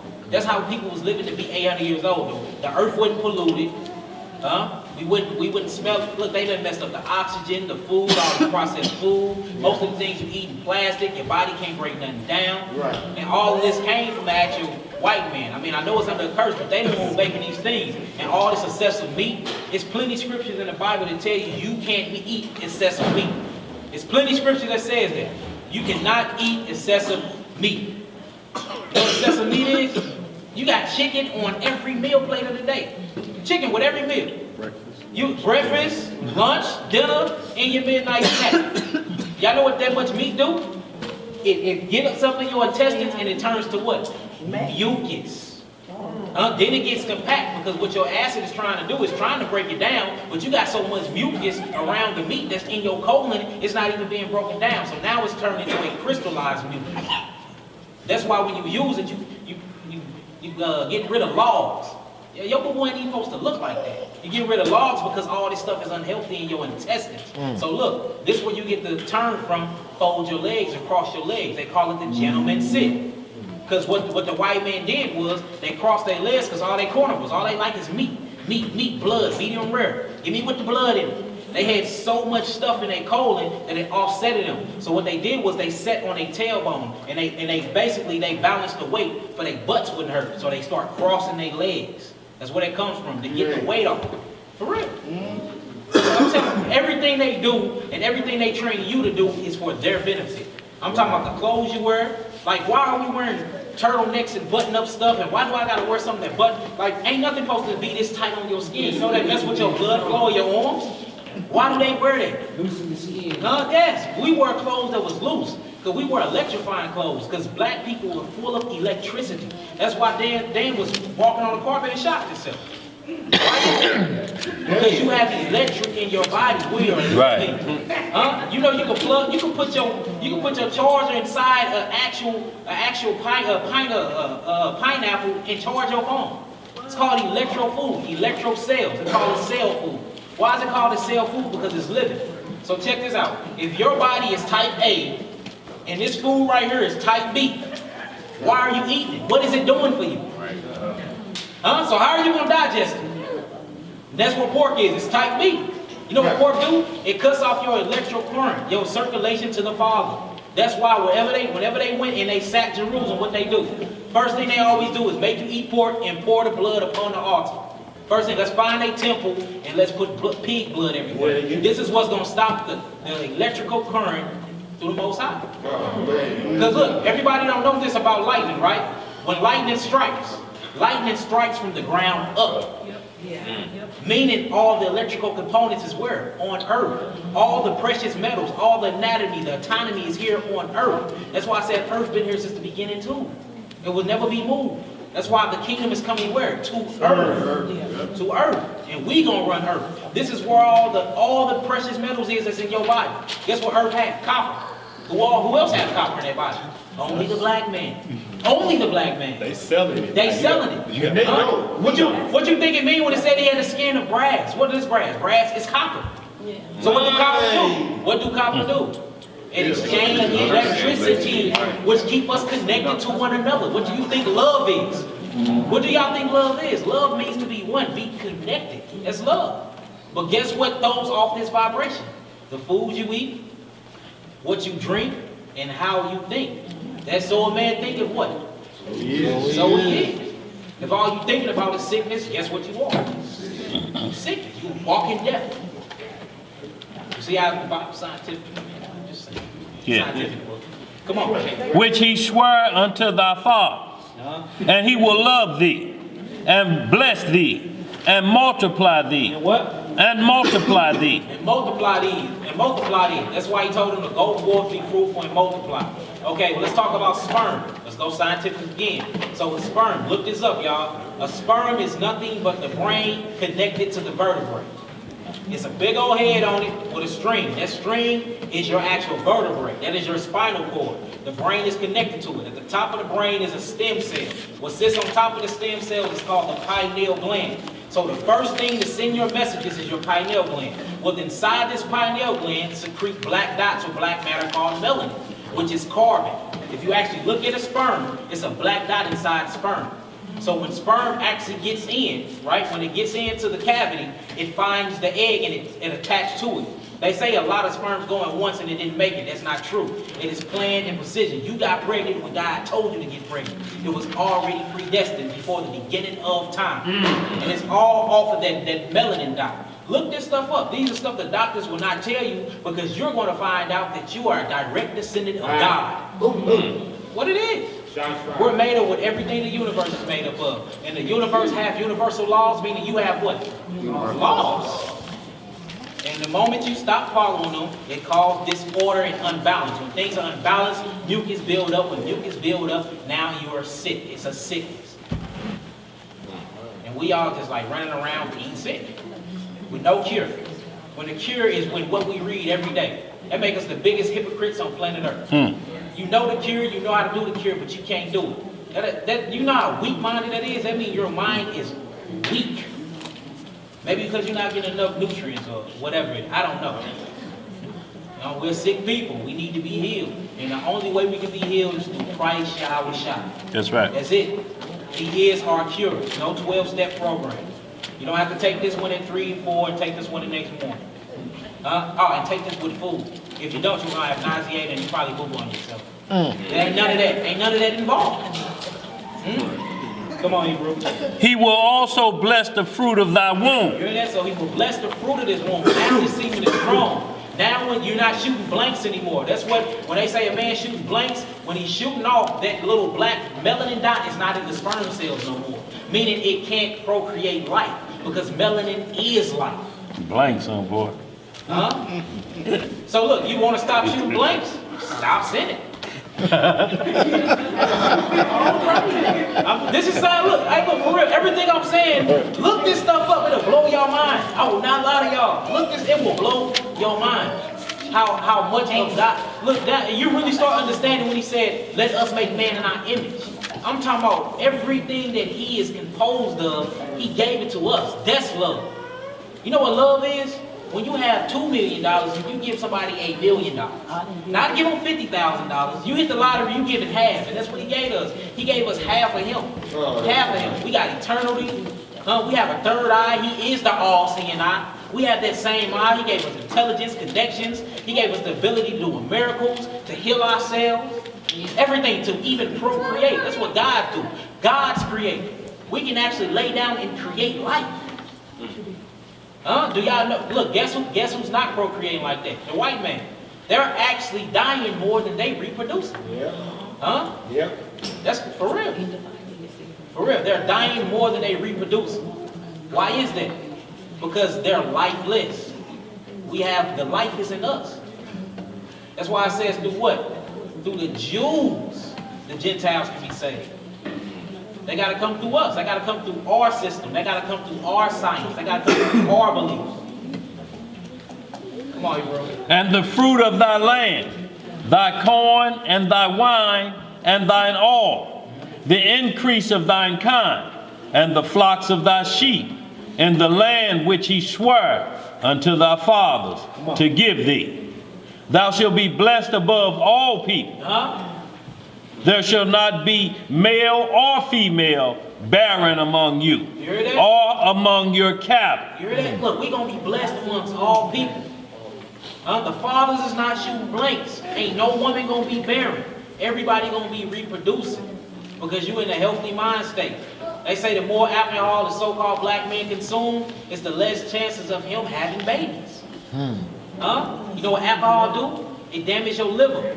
Well, guess what filters your prostate? Your liver. Guess what filters your liver? Your kidneys. So that's why I say don't be an over excessive drinker. Because if you drink a little strong wine, which is like Hennessy's or any of your cognacs, your brandies, they actually do good things to your liver, like lycopene, and help kick off the cleansing process. But once you do too much of it, it damages. Same thing as vinegar. So you see, the Bible is all about health. The Bible is all about race. The Bible is all about your molecular structure. The Bible is all about autonomy. The Bible is all about science. The Bible is about everything that you want it to be about. Because it's a living book, and you are a living people. So you should be eating living food and following live commandments. Why is you following dead commandments? You know what a dead commandment is? When you cut a living tree out and build an idol. Now you're serving the idol. That's a sickness. Makes no sense. Why are you worshiping the creation? The creation deteriorates just like you. You know what trees do? They die. They die. You know what you do? You die. Why would I worship you and you gonna die like me? It don't even make sense. Right. Stars, they die. The sun is dying. Things die. Didn't he say it won't be no sun? Yeah. Christ gonna be the true light? Look at this up right now. The sun is actually dying as we speak. Can't make this stuff up. You know what I'm saying? Let's go. Verse 15. And the Lord will take away from thee all sickness. Take away what? All sickness. Meaning that we're in a sick state. The Lord said he's going to take it away if we do what? Keep his commandments. Follow the words that he gave us. Come on. And will put none of the evil diseases. None of the who? Evil diseases. Look, so look, he said evil disease. Meaning there is dis-ease, but then there's something called an evil dis-ease. And if y'all want to see what an evil dis-ease is, go to that book of Jasher and look up what he did to the Egyptians. I'm talking about, man, blasting, mildew, all kinds of crazy stuff. Huh? Come on. Evil diseases of Egypt. Of who? Of Egypt. Y'all see how every time you see Egypt, what's attached to it? Sickness. Sickness. Sickness is bondage because sickness is sin. And sin is bondage when you give yourself into it. Whenever you bow down to something, it becomes your master. That's how sin becomes a master of you. You're indebted to sin. You're indebted to sickness. Come on, you ready? Which thou knowest upon thee, but will lay them upon all them that hate thee. And thou shalt consume all the people which the Lord thy God shall deliver thee. Thine eyes shall have no pity upon them, neither shalt thou serve their gods, for that will be a snare unto thee. Come on, let's go to Proverbs. Proverbs 3. Proverbs 3.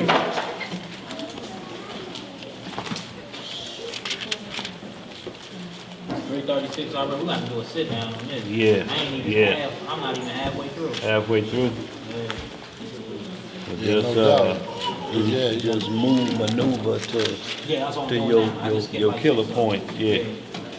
And y'all, a lot of times we see the law, and we see some things that may be happening in the law, like you're talking about. How is it incest for Leviticus 18 if you go to your brother or sister, but it's not for Abraham and Sarah, who he called my sister? What makes that separate? What causes a difference? And what is the difference, with Adam and Eve, with them having sons and daughters, and them be able to procreate, and it not be a violation of Leviticus 11? Exactly. Not Leviticus 11, but Leviticus 18 and 20, of be not like the Canaanites and all of their offspring. What makes the difference? What allows that what you may think is incest, but it's saying here, and it's everything he's been saying, because they didn't have no children or they didn't do anything till Abraham was 10 years older than Sarah, and he had been knowing her since he was 40 or so. They came from his father's house, so it was technically his niece. So in the long run, what happened is, by them not having children and continuing in righteousness, and Abraham's name was changed, he was renewed, like bro is saying. So he got that dot back. Exactly. And then he was able to procreate and start a nation, but he had to go through a complete cleansing process over a 90-year period to get that dot back, so to speak. So, and that allowed him to build a nation, just like when we came through the flood. That allowed them 3 sons to start building again, because the whole chemical, the anatomy was made new. Exactly. That's what happened when you're saved. You're made new again, and your name changed. All praise. Same thing with Joseph in Egypt. His name was changed, and he rebuilt that. Technically, he was the father rebuilding the nation of Israel within Egypt. Yeah. Notice he said name change. He means to what? Cross Over. So once your name is changed, that's why when we cross over, he said in Revelation 21, I'll give you your new name written on a stone that no man know but you. And you're going to put it in your hand, and you're going to see what you call. He said, they called you this back in the day, but this is what I call you. Servant such and such. See, Abraham's name was changed. Abraham's name was Abram. And it was changed to Abraham, meaning father of many nations. That's why he said, my servant Abraham, the one whose name been changed. Exactly. Jacob's name was changed to Israel, meaning prince, with the father. So his name was changed, and there's always a pillar there. That's like in the Mount of Transfiguration in Matthew 17, when he took the 3 brothers up with him, and they talked to Moses and Elijah. First thing Peter asked, should we make 3 pillars? Should we make names for them? He's like, no. You don't make no name for them in the kingdom of Most High. The only one got a name in the pillar who is the Messiah. Hear him. We can't worship Peter and Moses. They don't get that stone. They don't get to make pillars for them there. So everybody on earth that made a pillar, they made it to our God. Jacob, Abraham, all of them, they built an altar to our God. So that would be a common practice for us to make pillars for righteousness when a name change happens. So when a name change happens, y'all, that's when you know somebody has been what we call saved, either through the fiery furnace or from the lake of fire. Exactly. But the people today in Sunday doctrine say, I'm saved, and they still sick. How are you? What are you saved from?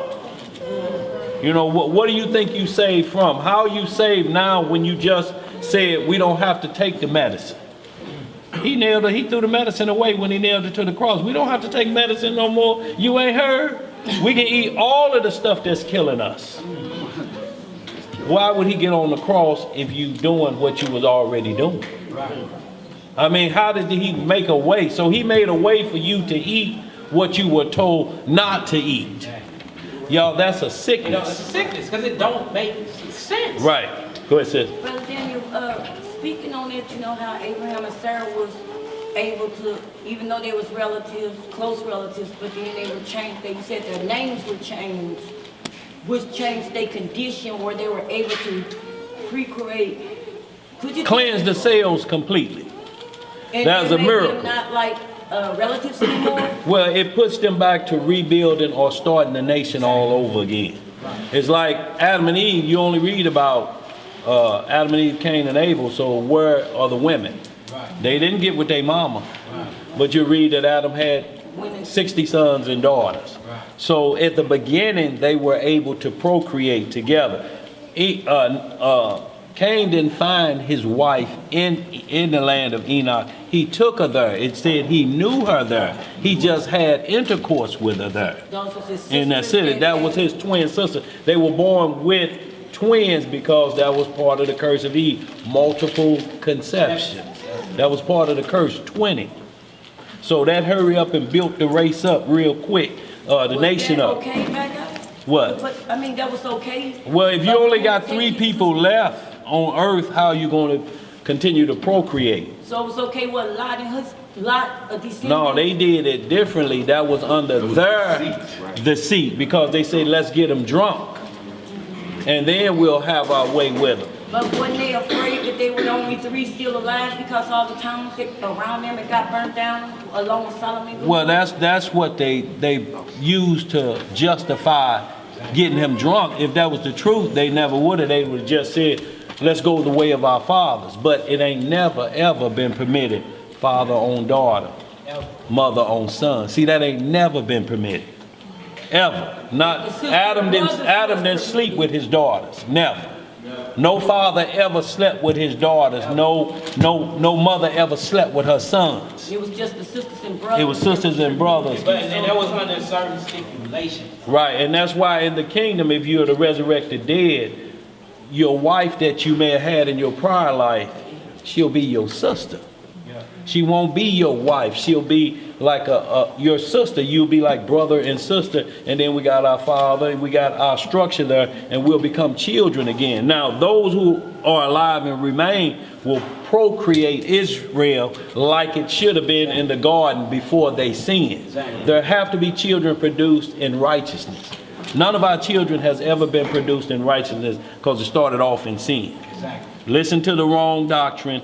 Let the wrong filter come through there, and it spoiled her filter. And then that's where we got to go to Christ, clean it up. Christ, his father, put the dot back in Mary, so to speak, through the Holy Spirit. It couldn't have never been Joseph. The dot was gone from him to make the skin not corrupt anymore. So if we're not understanding it from that perspective, the only time you'll see closeness with that is the rebuilding of society. But it's been washed clean. Everything has been washed clean. So sin has been eradicated from the earth. If you make it across salvation, say, your sins will I what? Remember no more. So whenever a saving process happens, your sins are remembered no more. But guess who's always there as soon as that process happens? Satan. Always. Right after they got off the ark, right after he went up to Mount Sinai, he came down. While he was up there, coming through the Red Sea, all of that salvation, which we could have became a great and powerful nation then. We wouldn't even have to pretty much wait on what we waiting on if we had just done it then.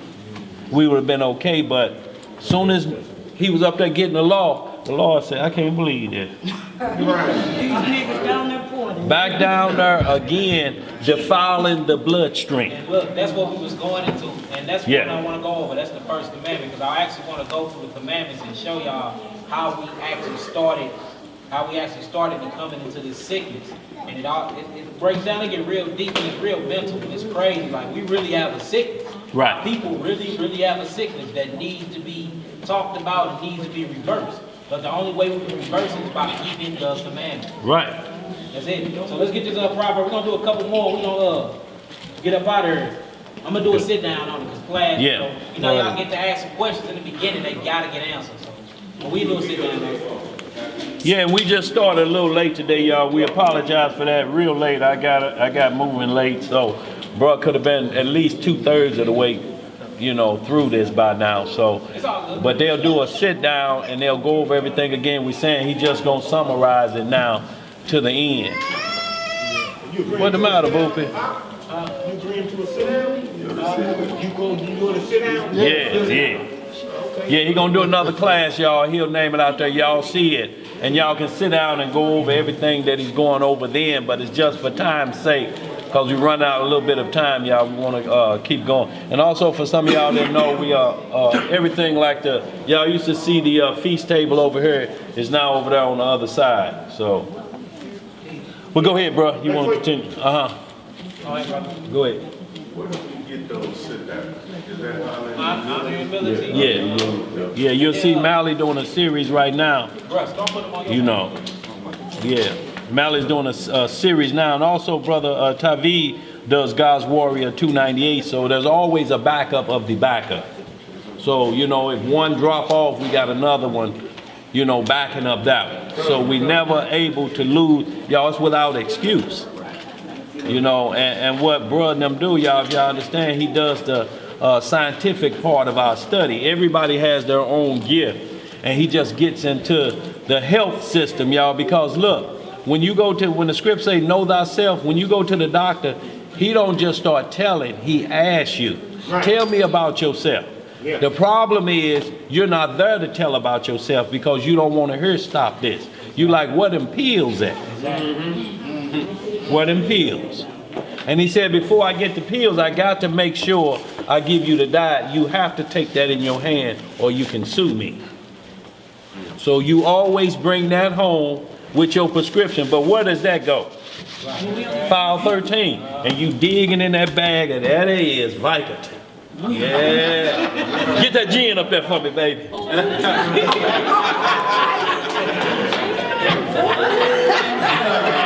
I feel better already. No, you don't feel better. All it did was satisfy that bondage that was in you. And it settled it down. That's all it did. But once it go again, you're going to be right back at it, whatever it may be. So the doctor always asks me, tell me about yourself. Well, what makes your foot hurt? Every time I eat cashews, that's the problem. Well, stop eating cashews. So you telling him, but if you don't tell him, now you're saying, I'm a guinea pig for you. And then he starts suggesting things. Well, try this Prilex. Tell me how that worked for you in 3 days. You come back, that didn't do nothing. That just made me itch in public. Well, try this. So he just keep having you try stuff. It's actually a place to pay you $1,800 a weekend to be a test dummy for medication. You got to fast before you come there, and they just continue to give you different medications to try to see how it works on you. So you can't be a guinea pig of your own self because you can't blame the doctor. The doctor told you what the problem with. It's the intake of food. Yes. And most of your sickness is caused by you breaking the dietary law. Right. Say that again, bro. Most of your sickness is, look, no bull. 97% of your sickness is by y'all breaking the dietary law. Yeah. The rest of the three are actual real sins being committed, but most of it's from what you put in your mouth. Right. You are what you eat. Whatever you eat goes straight to your brain. It's all about what we put in our throats. because what you eat goes to your brain. If you eat healthy, you think positive. If you eat all sluggish and like obese, you think like a fat person. You think like somebody with obese. Right. Like it's actually spirits attached to your food. Right. But you have good spirits in your food. Why you think they call wines and liquors what? Wines and spirits. Yeah. Same thing with a pineapple. A pineapple will have a positivity vibrational rhythm to it. It vibrates. You can actually go and test it. It has a vibrational frequency. Yeah. We vibrate to the frequency of music beat, of music note B. It's a high beat tone. It's a high beat. That's why when you sing in high beat, a lot of people get sucked. David knew. That's why he played his harp in the high beat tone to smooth the what? The savage beats. Right. You know what I'm saying? Same thing about the walls of Jericho. What blew down the walls of Jericho? A trumpet, a horn, vibration. Same thing with the baby rattle. All of these are for pineal gland stimulation. Your pineal gland is connected to your spirituality. That's what gives you spirituality. Right. That's what gives it. It's your third eye. You do not have a spirituality, or you can't see in a spiritual realm with your physical eyes. You Right. have a pineal gland. If your pineal gland and your melanin is damaged, guess what? You ain't seeing or talking to no spirit. And if you are, it'll be the devil, Like, straight because up. if you load up on Italian sausages and you eat like a glutton and then you lay down, not only is acid reflex rushing up onto you, now you're having bad vision. Right, and then, what do they call the drug that mess with the DMT in your mind? They call it acid. He was on Right. what? Acid. That's why when So- you go to sleep with all them spices and the acid mess with you, you have the most craziest dreams. Right. You got your head blown off. Right. You be like, it's some crazy stuff. Wake up sweating, you Show know, you what you eat affects your brain. and how much you eat. Y'all look, while you're fasting at night in your sleep, things as energy, the rest is getting rid of. Exactly. The problem is, it's not getting rid of as much as it should because you're eating too much. You got to get rid of as much as your body don't need.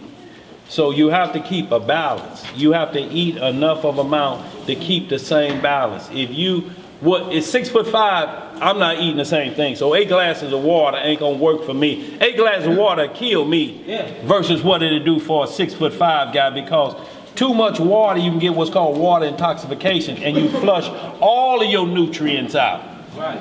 You know, so too much water is bad too. Right. You gotta have a just balance for your body, and your body will tell you this is the right point for that, and you have to make notations of that. I can only have this much. I suffer from a little gout. 1 helping of lima beans, I love them. But 2, I'm gonna get you sucker foot. No shoe can't be put on, limping around, and nobody but to blame but it's me, because I know what 2 helpings will do. It's high in what's called purine, which is builds uric acid up, which then you have a problem flushing out of your body unless you douse with water continually. But you got to get a balance of you. You have to know you better than the doctor. You have to tell the doctor what's going on with you.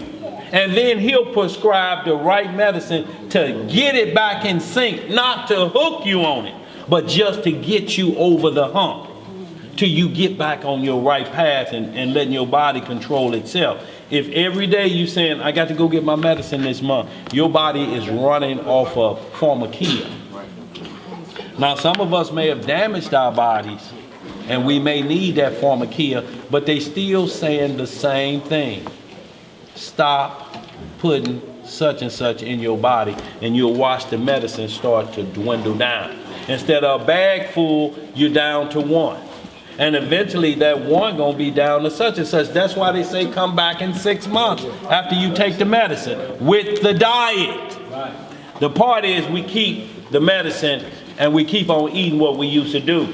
The Bible calls in Leviticus 11 and Deuteronomy 14, he said, this shall be food for you. This other thing is not food. A pig is not food. You can eat it like food, but it doesn't do what he ascribed that food would do for your health. So just like you can pour 200 proof moonshine in a car, it'll fire up. But you'll run like this. Because it's not gasoline. It's moonshine. So cow's milk is not milk for you. That's right. Cow's milk is milk for a baby cow. Right. Drink milk of almonds, soy. Right. There's so many plants that produces milk. You can make your own milk. What about cheese? Right, and they get that right there. Another thing of us. Well, after you get a certain age, because milk from a goat, they were drinking. But it was a certain age you had to be before you could start to drink it. Because we'll read through all out here, and he had goat's milk for enough. The Proverbs, you got to have enough goat milk for all their family, you know. So a lot of times these things were drinking, but they were only drinking as a delight or a treat, so to speak, but not for nourishment, not to bring a baby up upon, you know, because of all the stuff it did when the cells are building. That's the deal. When they building block, you can't build it into mucus. You know, you have to let them go off of breast milk a while, you know, and then that's called being weaned from the what? From the breast. 1 year old, then they can start doing things. Now, there's good things you can't even give to a baby. You can't give a baby honey. But honey is everlasting. Honey is the only food source on earth that never spoils. If it's 10,000 years old, you dip your finger in, it's going to taste like the first day of putting in the jar. That's the only substance. That's why it talks about milk and honey. Milk when you're a youth, and honey for everlasting life. So you have to understand why I keep using the two interchangeable. Honey is good forever, just like everlasting life is good forever. So once you get off the milk, what you got to get on? Everlasting. So in that manner, but what bro is telling you is, if you don't know yourself, if you don't know your chemical balance, you're going to have a bag of medicine. And the reason why you don't know it is because of sin. Right. He took you out of the land of knowing. Now we got to regain our knowledge back. But the only way you can regain this knowledge back is through the knowledgeable one. And our master teacher is who? The Holy Spirit. That's right. His attribute is a part of who? Christ. So it all goes back to the Son of God. That's right. It's like praying over pork. Right. You can't pray over something that's going to kill you. You know what I'm saying? It's no, to use that, that's why they twist the scriptures so to say it's okay. God created everything to be good. He did create everything to be good. Look, y'all, this a test. Why is badger skin on the Ark of the Covenant? Right. Badger is from the weasel. Weasel is in the dietary law not to touch. But it says touch not its carcass for food. So, but as far as shoes, cause y'all think because we like to wear dangerous animals that this just started with us? Snakes, lizards, gators. We wore badger skin sandals, Ezekiel 16 and 23. Because them things was endurable. They were waterproof. So they were good to wear on the feet. So y'all, we ain't just started wearing dangerous animals. We always been wearing. Yeah. So y'all, in that manner, badger skin covered the ark because of its waterproof capabilities and its power to protect the outer side. When a cobra bites a badger, he just shake it off. The poison don't work on it. But you can't eat badger meat. So be careful if somebody is saying, you know, see, they shouldn't even be playing football. Ain't that made out of pig skin? Or they eating a football? Right. Mental midgets. Yeah, mental midgets, absolutely, bro. So y'all get an understanding. It never said, it said touch his carcass for food. Never about touch his carcass for as far as protection or whatever it is. But the pork was made, yes, it was created good to clean all the toxins off of planet Earth. Eat all the doo-doo up and filth that you throw out to them. It eat it all up and then it dies. Same thing as cockroaches. Cockroach, shrimp, same thing. Lobster, crab. They trash cans of the earth and the sea. Yeah. You don't eat trash cans. Right. And they clean the earth, but you can eat the stuff that's eating the green things. They clean off the pestilence.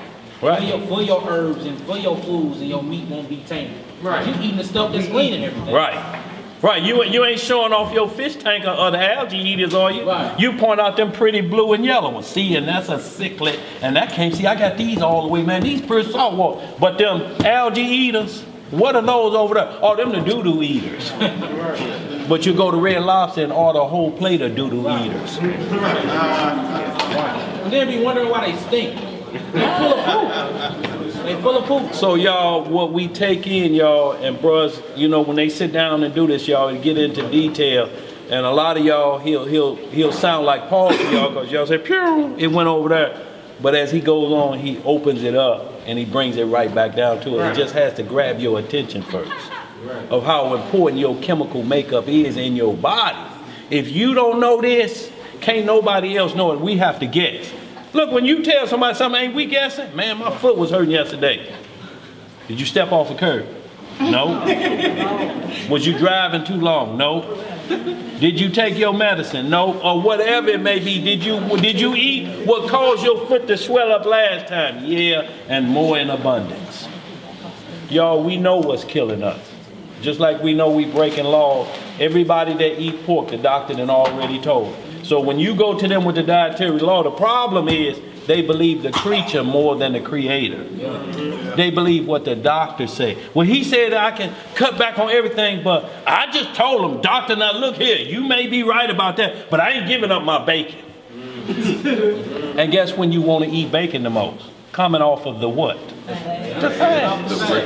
And destroy the temple again that's been made clean with the whole meat again. Right after the fast. And then you're going to scramble it up with chicken fetus. Yeah. Call your egg. Call you what? Your egg. Yeah. I'm going to read this. This is the benefits of a fast out of the Apocalypse of Elijah in the Supigraphy. Remember that from the time when he created the heavens, the Lord created the fast for a benefit to men on account of the passions and desires which fight against you, so that evil will not inflame you. But it is a pure fast. Yeah, a pure fast. So fasting is made for evil won't inflame you. So the best way to keep off evil is by fasting, and fasting is not separate from prayer. They hand in They go hand. together. It's going to read that. But it is a pure fast, which I have created, said the Lord. The one who fasts continually will not sin, although jealousy and strife are within him. Let the pure one fast. But whenever the one who fasts is not pure, he has angered the Most High and also the angels. And he is grieved he has grieved his soul. Gather up wrath for himself for the day of wrath. But a pure fast is what I created, with a pure heart and pure hands. It releases sin. Do what? It releases sin. That's why as soon as you go to the doctor, you got all this stuff in your sin and your sickness. They say, don't eat. Right. Don't eat. Stop your diet. Change your diet. Don't eat for a while. Right. Before you come in for your exam, don't eat for 24 hours. Right. Drink no water. After They this put it hour. together. Right. They put it together. Same thing with a fast is. Fast is just not eating it. It's not eating or drinking. Can't nothing pleasurable touch your tongue at all. The doctors show you this all the time. It's going to be without excuse. I'm telling you. Yeah, the problem is we trust in the doctor more than we should, the creator. Because all you're looking for him for is to tell me how I can stay in good grace with God and sin at the same time. Yep. Look, so you saying cut back on the pork chops and the hog maws and the pig ears and the chitlins. Now, doctor, what about that bacon? And he says that too. Oh, now you done gone too far. What I'm paying you for? So y'all, that's how sick the mental becomes when it thinks the body needs something that the body is rejecting. Everybody that still eat pork right now feel that head swimming after they done had a good portion of it. But they say it tasted so good going down. Those were... You see, that first sin, that first breaking of the commandment goes back to Egypt. Then you get into the third one, which is to use thy name in vain. Where did we first really use his name in vain? In Egypt. Then you go to the fourth one. And Ramsey, the one who told us don't keep the Sabbath. Remember, if you go to Jasher, Moses had to go ask, and then he finally granted him the time for we can start keeping our Sabbaths in Egypt. Right. That was in Egypt. Honor thy mother and thy father. That's the fifth commandment. I mean, that's the fifth commandment. So how is it that you go into Egyptian worship, they talk about how the son had sex with his mother, which is totally dishonoring his mother to even be born.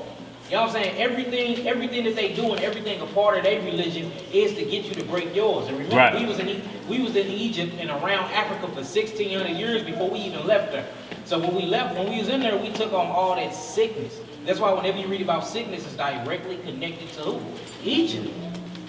You know what I'm saying? So that's what Egypt means. So when you see the word bondage, it means way more than just you being in captivity. It's your mind being in captivity. Right. But being captive to sin. And sin produces sickness. You know what I'm saying? So let's get this Proverbs. We got 2 more scripts. We're gonna get up out of here. Let's get Proverbs 3. 1 through 8. Hey, that was Apocalypse of Elijah.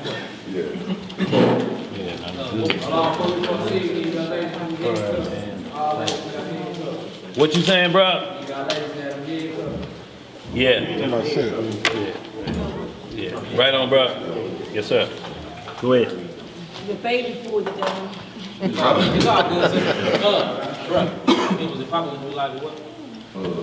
Chapter 1, like 15 through 22. 15 to 22. Yeah. The benefits of the faith. Dang. Alright, let's get this Proverbs. Proverbs 3, 1 through 8. Proverbs chapter 3, verse 1. My son, forget not my law, You hear that? So he start off with forget not my law. Come on. but let thine heart keep my It commandments. says let your mind keep your commandments. The sickness starts from the mind first, then it manifests in the physical. Right. Come on. For length of days and long of life. So if you keep the commandments, you have what? Length of days. You will grow old. Why are we living to be 70 and 60 now?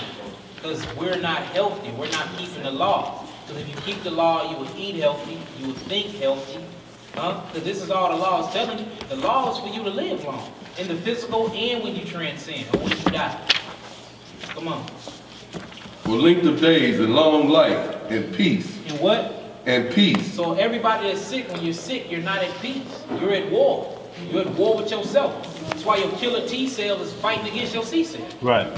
That's called war. That's why your cells are mutating. They banging with each other. They start colonizing themselves.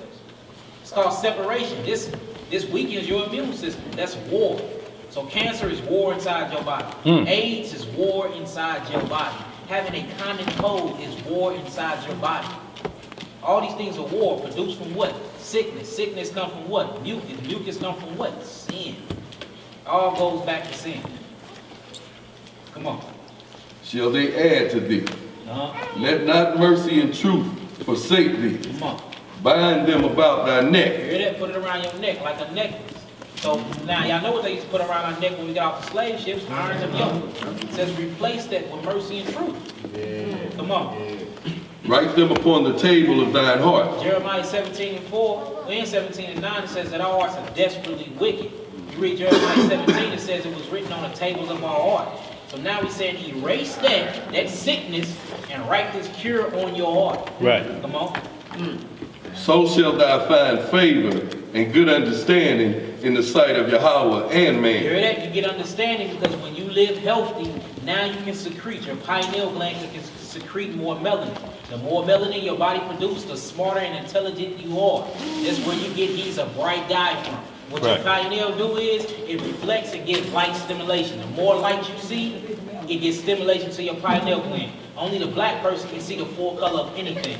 When we look at red, it's the reddest and purest it can be. If a white person look at red, he can't see red like you. We have something called a field sight, where I can put my hand behind my head and see it. I can feel it there. I can feel it. Y'all can too. This is things that we can do. When we hear speech and sound, we get the fullness of vibration. Because that's all speaking is a vibration. When you hear me speak, you can hear the full sound of what I'm saying. We're the only people that can do that. When we follow the command. Right.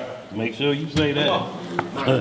Verse 5. Trust in the Most High with all thine heart, and lean not to thine own understanding. Don't lean to your own understanding. And what is leaning to your own understanding? What Dan was talking about earlier.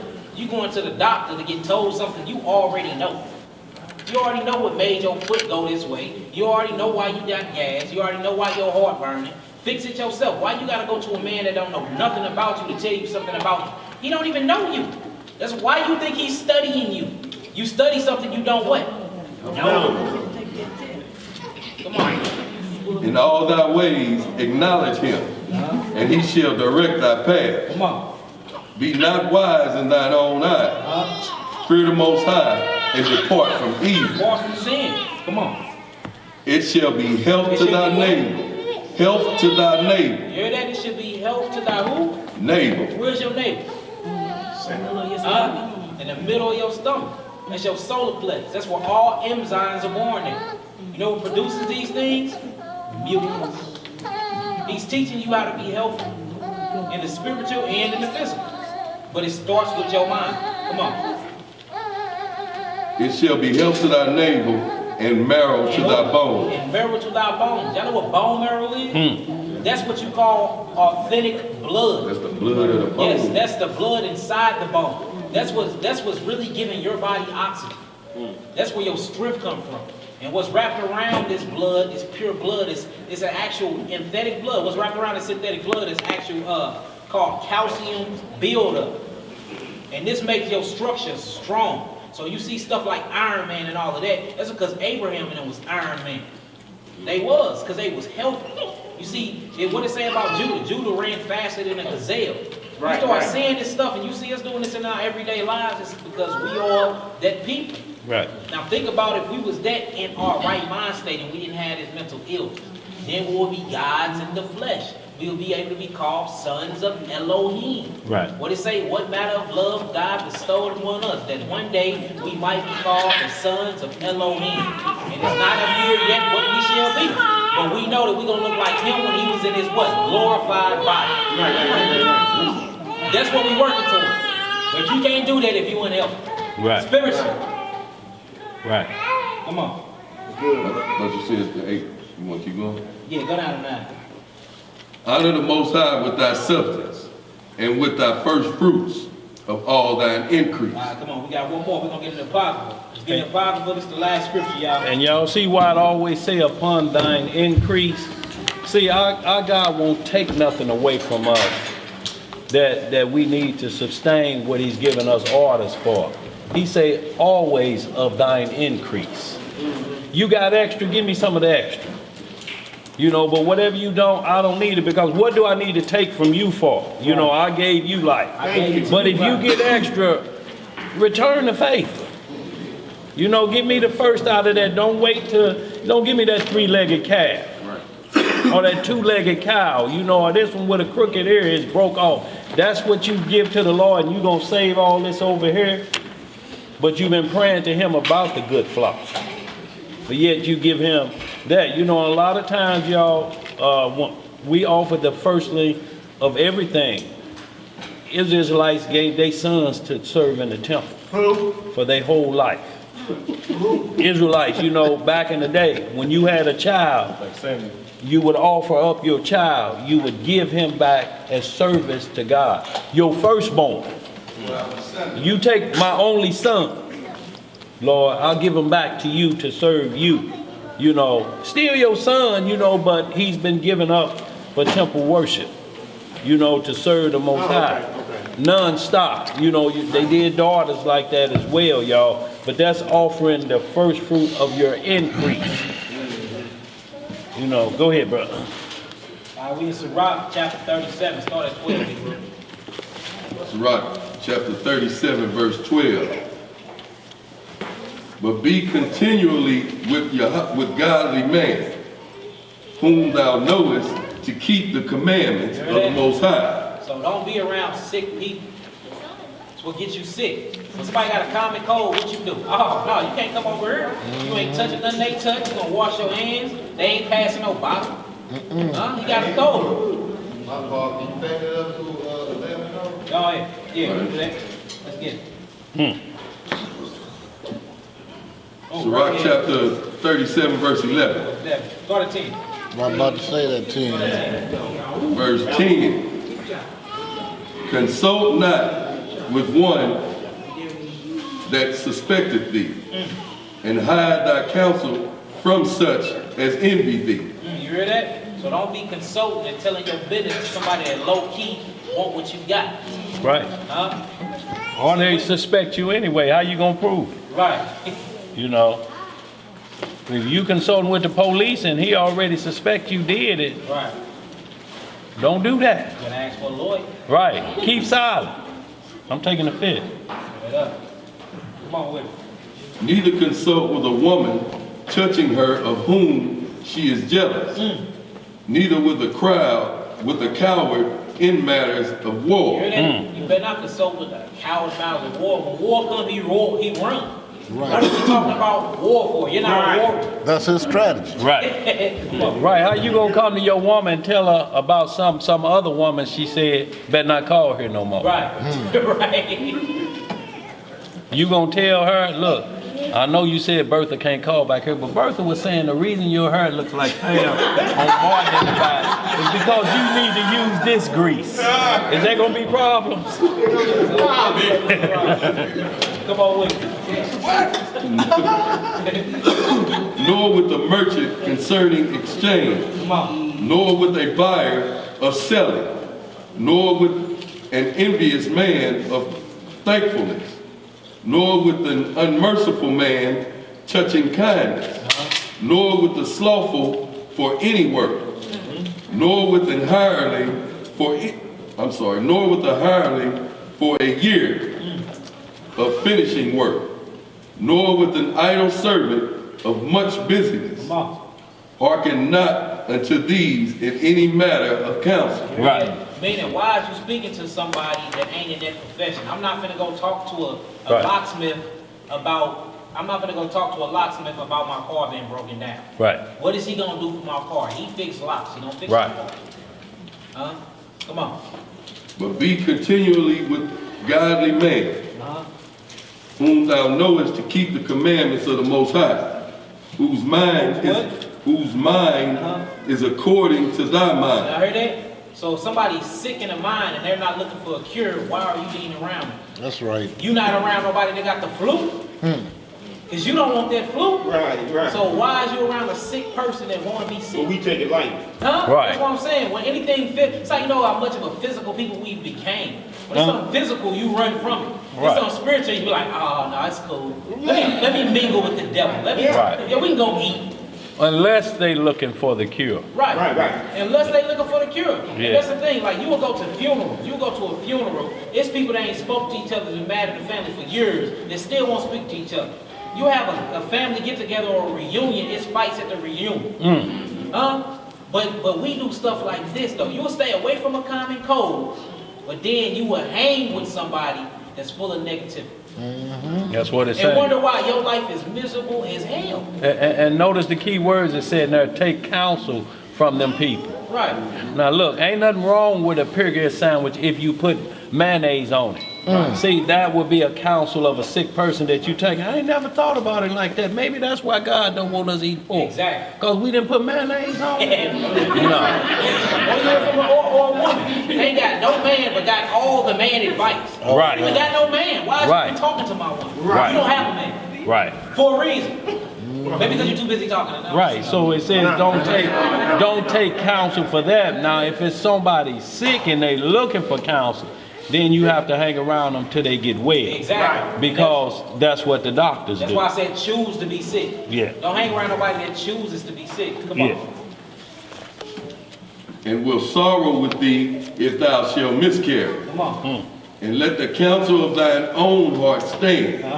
For there is no man more faithful unto thee than You it. hear that? Reason with yourself. Right. Study to show thyself approved. Don't go off what nobody else saying. You go look it up for yourself. Everything I talk about, I encourage y'all. Look it up. Blow your mind. Right. Look it up. Like, look it up. Count me as a liar. Prove me wrong. You know what I'm saying? Go look it up. Come on. For a man's mind is sometimes wont to tell him more than 7 watchmen that sit above in high tower. Come on.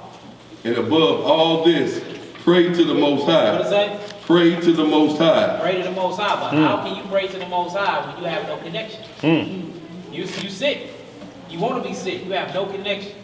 Your pineal gland is smothered with ham hocks and Yeah. you know what I'm saying? You sick. You have no connection to the heavens. So how you gonna pray to the Most High? You gonna be talking to yourself. You gonna be talking to yourself. Huh? Come on. Pray to the Most High that he will direct thy way in truth. Let reason go before every enterprise and counsel before every action. Come on. The countenance is a sign of changing of the heart. You heard that? The who? The countenance The countenance is a sign of changing what? The heart, letting you know that your mind is your heart. Yeah, Right. back on that. Huh? Come on. Right, Man. and also let me say this too, and how you look and people can tell what's on your mind. Yeah. Because your countenance changed, even if you sick. You know, if you ate something bad, you got that sick look, don't you? Yeah, that And people face. don't have to, yeah, what kind of face is That it called? boo face. Look, yeah, you like, look, I need to go bad, but I just can't right now. And you looking like, man, you need to go in there. That face is, look, you can tell the face of trouble at home. You can tell the face of, I just got fired. In the face You of know, somebody lying. yeah. It's the countenance shows what's in the heart, y'all. That's why when we fasted, we weren't supposed to show nobody a fasting face. Because now you're looking for sympathy. Oh, you really don't want to get rid of that. You just want to make the people think you want to get rid of that. Rewarded by men. Yeah. Yeah, you're looking for a different reward. Go ahead, bro. Sis got a question. Okay. Go ahead, sis. So how long after eating you're supposed to fast? How long after eating? You talking about when you're going on a fast? Right. I mean- It's not just fast. Everybody got their own time to fast unless you're doing the feast. You gotta fast for 24 hours. It's all about you. If you, like this is what I do personally. I challenge myself. Like I go, you know what I'm saying? If I did a day, next time I'm going 3. If I did 3, next time I'm gonna try to go 4. You know what I'm saying? It's all about how you wanna do it and make sure it's for a purpose. Like if you see Joseph fasted every day, you start getting the lost books, he fasted every single day. Reuben, after he did his sins, he fasted every single day. So you pick your own times to fast unless it's according to the feast day. But when the thing is about fasting is everybody think fasting is just not drinking water and eating food, or not eating food and drinking water, or you know I'm addicted to the PlayStation, I'm not going to play my PlayStation. A fasting is really afflicting your soul. Yeah. That means you will not feed your body because food fuels your soul. So the best way to afflict your soul is not feeding your soul. That's why they say to starve out demons, you do what? You fast, because it is attached onto what? Your glands and your organs. What sits inside those? Your nutrients from the food you eat. So to starve them out, you have to starve yourself. It's called afflicting yourself. Yeah. So you pick your own times. Just go with that within yourself and holler at the Most High, because it's none of our business. If you want to fast for however long you want to do it, just make sure you stick to it. Don't That's declare right. a fast, and don't declare a fast and then not do it, because now the fast become impure at that time, and you have to have pureness when you fast.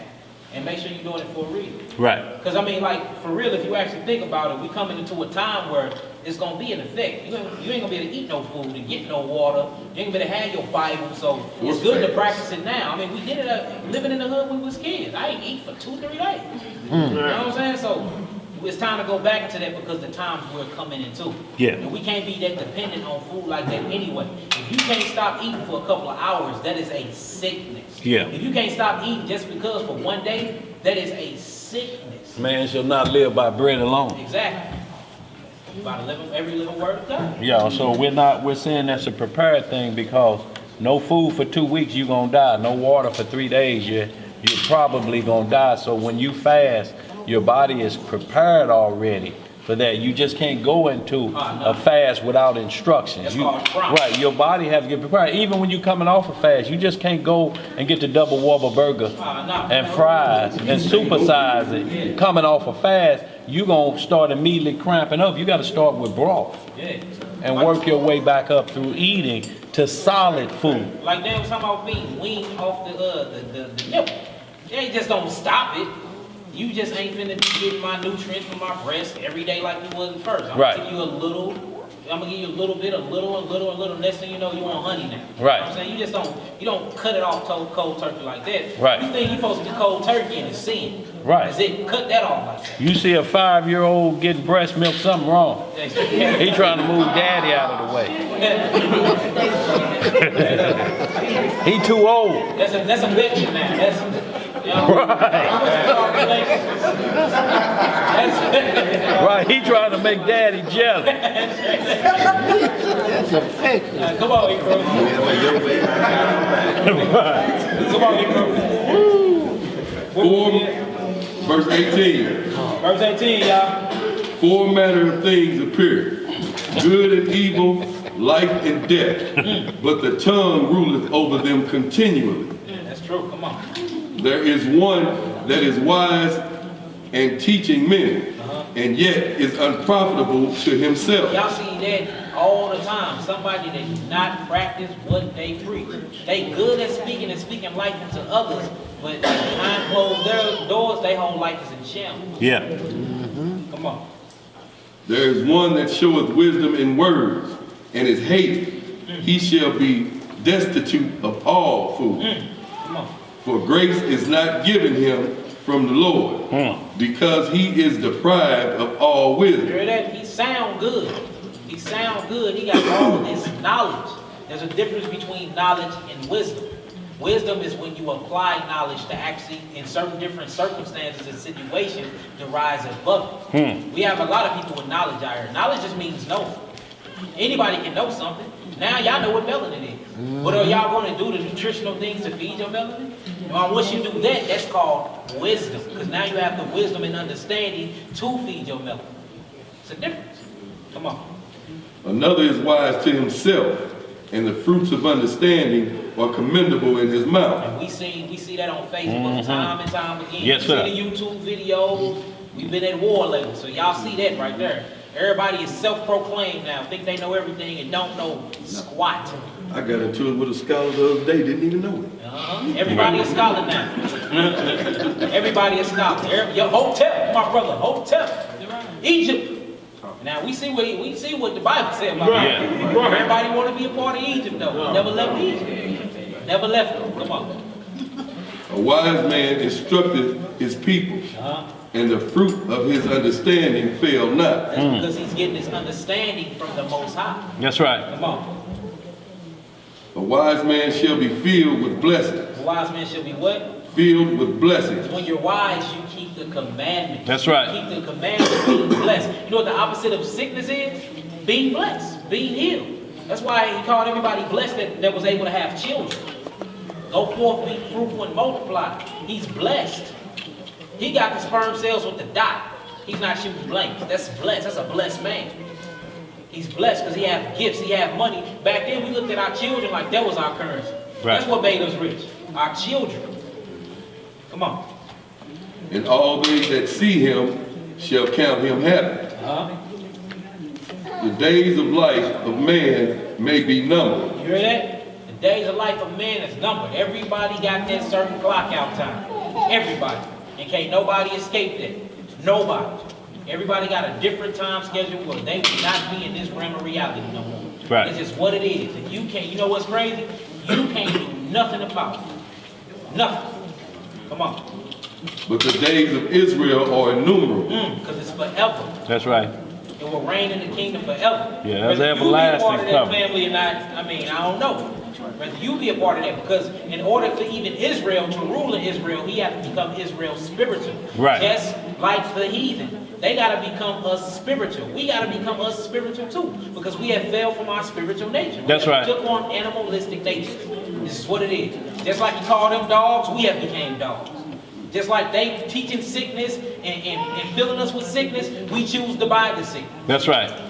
It's one and the same. We all get into the kingdom the same way. That's by the faith of God and by following his law, statutes, and judgments. Yes, sir. And that's what it is. So in that sense, yes, we all are one. Come on. A wise man shall inherit glory among his people, and his name shall be perpetual. Come on. My son, prove thy soul in thy life, and see what is evil for it, Come on. and give not that unto it. Hear that? It says prove yourself. Reason with yourself.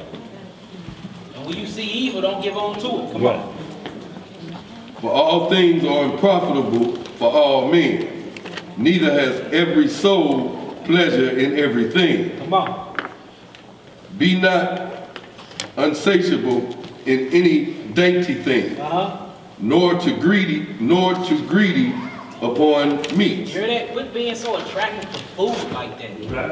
Every time you see food, you just, your stomach, you just ate. Now that I'm over your crib, 15 minutes later, I gotta eat again because I'm off of the plate. No, I just ate. I'm not hungry anymore. Right. Why is you so lustful for meat like that? Huh? We see. Verse 1. Somebody pick a psalm. Honor of position with the honor due unto him for the uses which ye may have of him. For the Lord hath created him. For of the Most High cometh healing, and he shall receive honor of the king. Yes, come on. The skill of the physician shall lift up his head, and in the sight of great men he shall be in admiration. Come on. The Lord hath created medicines out of the earth. You hear that? That's what we were reading this for. Medicine was created from where? Out of the earth. Earth. So why are y'all taking chemicals? Huh? Come on.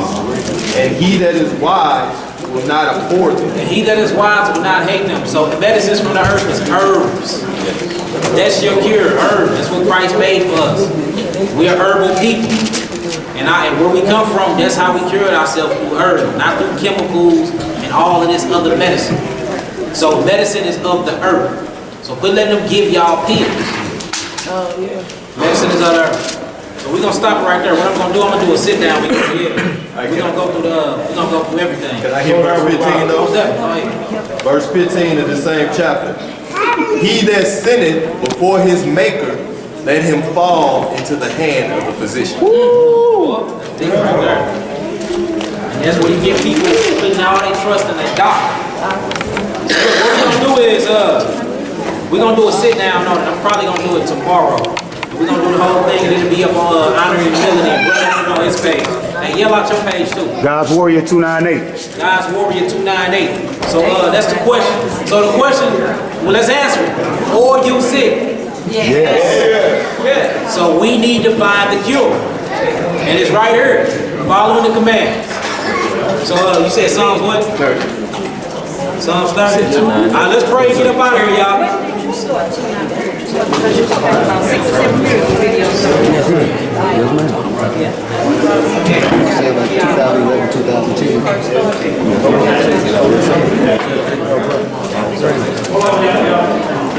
Hey,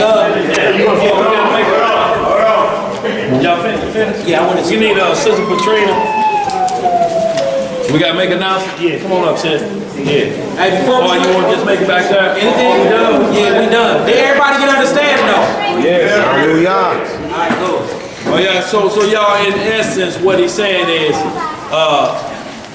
eat to live, not live to eat. Right. You know, so once y'all understand that, but y'all, the kingdom is not about meats and drinks, so always, that's why his final thoughts is always, if the Messiah ain't in there, you done anyway. Done done. Because the Muslims don't eat pork. Right. You know, but sis got an announcement tomorrow, y'all, about tomorrow. Go ahead, sis. We're starting our choir, everyone that wants to be choir,